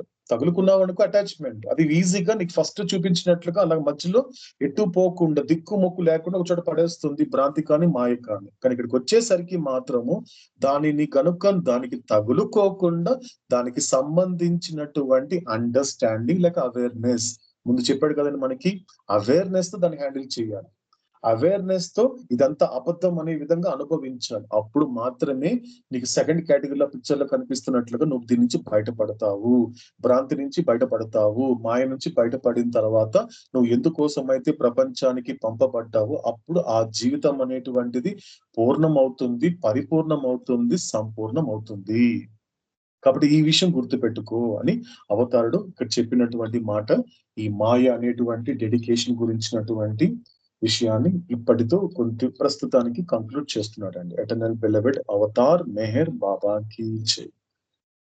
ఇంకా చివరిగా ఆంజనేయులు కానీ లేకపోతే రజనీ గారు కానీ మీ చాయిస్ అండి. ఈ ఆరతి మీరు ఏది ఇచ్చినా ఓకే. ఆరతి ఇచ్చి మనం కంక్లూడ్ చేద్దామండి. శాశ్వత ప్రీతం అవతార్ మెహర్ బాబా की जय. देवादिदेव प्रेम स्वभाव प्रभो मेहरु बाबा प्रियतमा मनसु हारति दे, प्रियतमा मनसु हारति दे.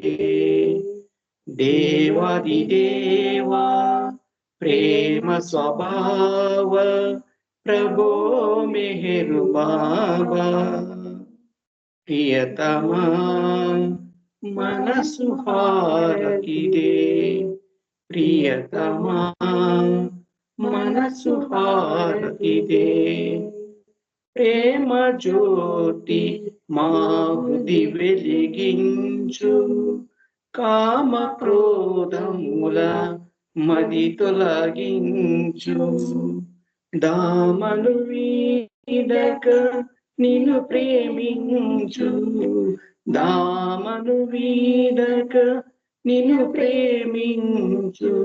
మము కరుణించవయ్యా ప్రియతమా, మము కరుణించవయ్యా.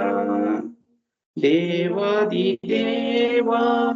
ప్రేమ స్వభావ ప్రభో మెహరు బాబా ప్రియతమా మనసు హారతి దే, ప్రియతమా మనసు హారతి దే.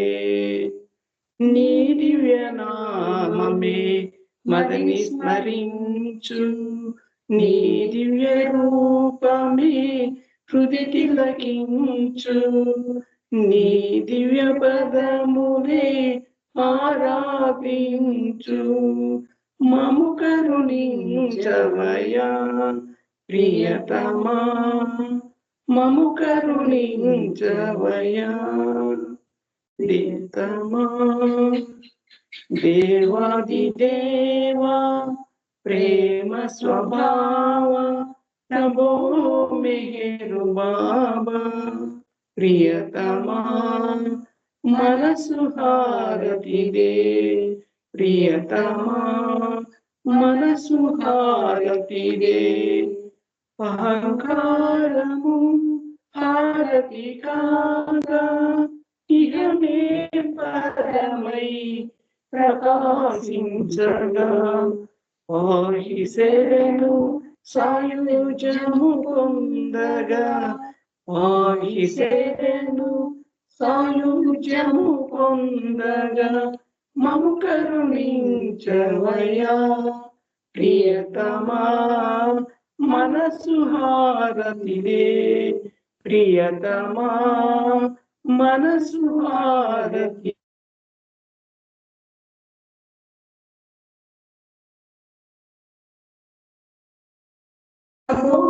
మెహరు బాబా ప్రియతమా మనసు హారతి దే, ప్రియతమా మనసు హారతి దే. శాశ్వత ప్రీతం అవతార్ మెహర్ బాబా की जय.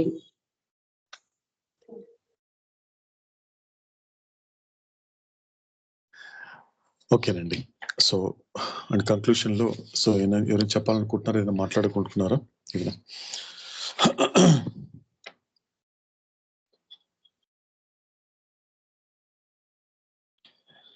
ఓకేనండి. అయితే మనకి నెక్స్ట్ భైరవోపాసనంలో రవీంద్ర జయ భైరవ.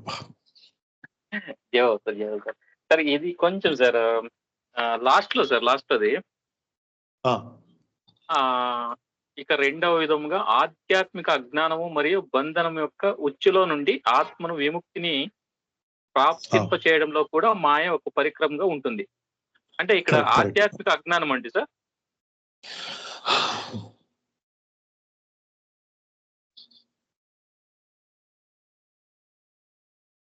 ఒక్క నిమిషం చూస్తాను, ఓపెన్ చేస్తున్నాను.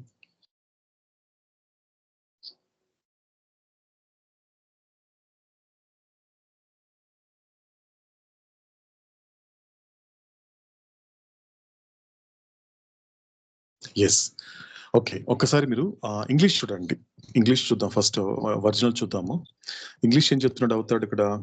The purpose served by maya in the divine game is two fold.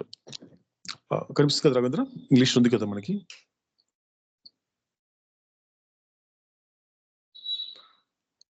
Ravindra sir okay నిమిషం సార్. రైట్, ఆయన చూడండి, ఓపెన్ చేయండి. సార్ సో కాబట్టి ఇక్కడ ఏం చెప్తున్నాడు అవుతాడు మనకి? స్టార్టింగ్ లో ఇంగ్లీష్ చూద్దాం first. The purpose served by maya in the divine game is two fold. So రెండు రకాలుగా ఉంటుంది.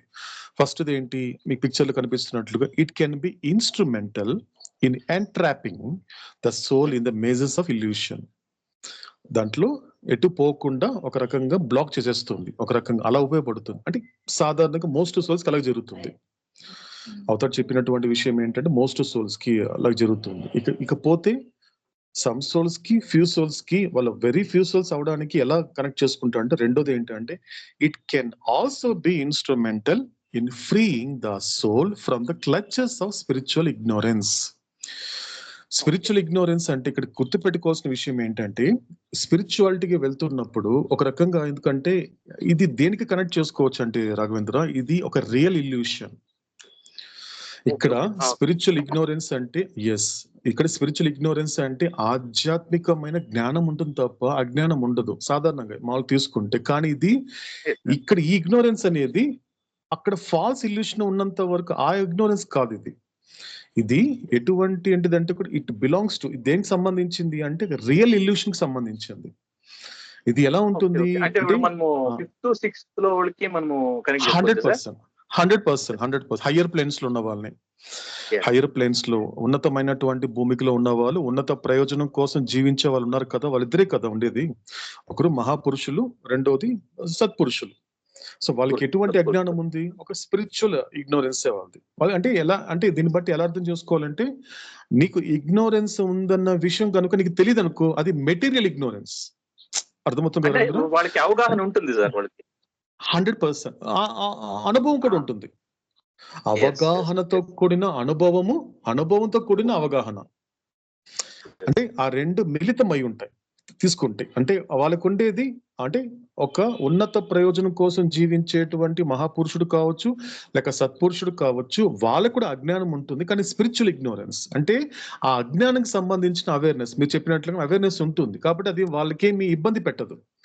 అంటే ఏమవుతోంది, అది కావచ్చు లేకపోతే బాండేజ్ కావచ్చు. ఇప్పుడు బాబాయ్ ఏం చేస్తున్నాడు? ఎందుకంటే శరీరం అనేది బాండేజ్ బైండింగ్ వల్ల వచ్చింది సార్. అక్కడ ద్వంద్వము అనే కదం సార్, అక్కడ ఏదండి అక్కడ ఇంకా ద్వంద్వం ఉంది అనే కదం సార్ అప్పుడు. 100% ఉందండి. ఎందుకంటే అక్కడ మీకు ఇంతకుముందు చార్ట్ లో చూసినట్లుగా అది కూడా ఇల్యూషనే కదండి అంజప్ గారు. ఎందుకంటే ఇదొక చార్ట్ చూసాం, ఒక నెంబర్ సంథింగ్ 3rd 4th అనుకుంటాను. ఆ చార్ట్ లో స్పష్టంగా చెప్పాడు అవుతాడు. ఎందుకంటే అప్ టు 6th అంటే స్టోన్ నుంచి స్టార్ట్ అయినటువంటి illusion up to 6th plane దాకా, అందుకే ఆల్ ఇల్యూషన్ అని పదం వాడాడు. ఖచ్చితంగా ద్వంద్వం ఉందండి, ద్వంద్వం అక్కడ కూడా ఉంది. అందుకే వచ్చిందేమో కదా సార్ ఆ ఆధ్యాత్మిక జ్ఞానము అనే అజ్ఞానం అని అనబడి. అందుకే వచ్చిందండి, అందుకే వచ్చింది. అది భౌతికమైనటువంటి అజ్ఞానం కాదు, అది స్థూలానికి సంబంధించిన అజ్ఞానం కాదు. ఎందుకంటే స్థూలం దాటి సూక్ష్మం దాటి మానసిక సంస్కారాలు అనుభవిస్తున్నాడు అక్కడ. ఎవరు? ఆ మహాపురుషుడు, సత్పురుషుడు. Yes. అది ఎటువంటి సంసారం అంటే స్థూల సంస్కారములతో సంసారం కాదు అది. అతను మోస్ట్ సోల్ కాదు. అక్కడ దాని తర్వాత ఉన్నటువంటి సూక్ష్మ శరీరంతో అతను సంసారం చేయట్లేదు, దాన్ని కూడా దాటేస్తాడు. దేంతో సంసారం చేస్తున్నాడు అంటే మానసిక సంస్కారాలతో సంసారం చేస్తున్నాడు. అంటే అతనికి ఏం చేస్తున్నాడో అతనికి తెలుస్తుంది. Yes, అందుకే సమ్లో ఎవరిని అనకుండా, మొదటి భూమిక నుంచి 4వ భూమికి దాకా ఉన్న వాళ్ళని ఎవరిని అనకుండా 5th ప్లేన్ లో ఎంటర్ అయిన వాడిని మాత్రమే అవతార పురుషుడు ప్రకాశవంతమైన ఆత్మలు అన్నాడు. yes, అంటే దాన్ని బట్టి ఏం అర్థమవుతోంది అంటే 4వ భూమికి దాకా వచ్చినప్పటికీ కూడా నువ్వు అంధకారంలోనే ఉన్నావు. yes. నువ్వు మహాయోగి అయినప్పటికీ కూడా అంధకారం పోలేదు, ఆ అంధకారంలోనే ఉన్నావు. కాబట్టి అసలైన ప్రకాశవంతమైన ఆత్మ ఎవరు అంటే ఎవరైతే ఈ విధమైనటువంటి బయటపడే ప్రయత్నంలో ఉంటారే వాళ్ళు మాత్రమే. వాళ్ళకున్నటువంటి బంధనం కావచ్చు, వాళ్ళకున్నటువంటి క్లచెస్ అంటే ఆ ఉచ్చు నుండి Yes, sir. వాళ్ళకి ఏమవుతుంది? ఫ్రీడమ్ వస్తుంది. ఆ ఉచ్చు అండి, క్లచెస్ అంటే ఉచ్చు అన్నమాట. ఆ ఉచ్చులో అంటే ఎటువంటి ఉచ్చు? అది ఆధ్యాత్మిక అజ్ఞానము మరియు బంధనము నుండి వాళ్ళు స్వేచ్ఛని పొంది బయటపడతారు అనేది ఇక్కడ అవతాడు చెప్పినటువంటి మాట. కాబట్టి స్పిరిచువల్ అజ్ఞానెస్ అది మెటీరియల్ కాదు, అది భౌతికమైనటువంటి అజ్ఞానం కాదు. భౌతికమైన అజ్ఞానం అనేది మోస్ట్ సోల్ కు ఉంటుంది, సమ్ సోల్స్ కు ఉంటుంది తప్ప ఫ్యూ సోల్స్ కి ఉండదు. ఇది ఎవరికి సంబంధించి ఉండదు ఖచ్చితంగా. ఎందుకంటే ఇది రియల్ ఇల్యూషన్ కి సంబంధించింది తప్ప ఫాల్స్ ఇల్యూషన్ కి సంబంధించింది కాదు. కాబట్టి ఇది ఇలా అర్థం చేసుకుంటే సరిపోతుందండి రాఘవేంద్ర అంజప్ గారు. Yes, sir. Yes, sir. Right, clarify అయిందా రాఘవేంద్ర? సరే సరే సార్. రైట్ గుడ్ అదంతా క్లారిఫై చేసుకుంటూ వెళ్ళాలి, అంతే. కొంచెం క్లారిఫై చేసుకుని వెళ్దాము నెమ్మదిగా కొద్దికొక విషయాన్ని. Good okay. సో ఇంకేమైనా అడగాలనుకుంటున్నారా, ఏమైనా చెప్పాలనుకుంటున్నారా ఎవరైనా?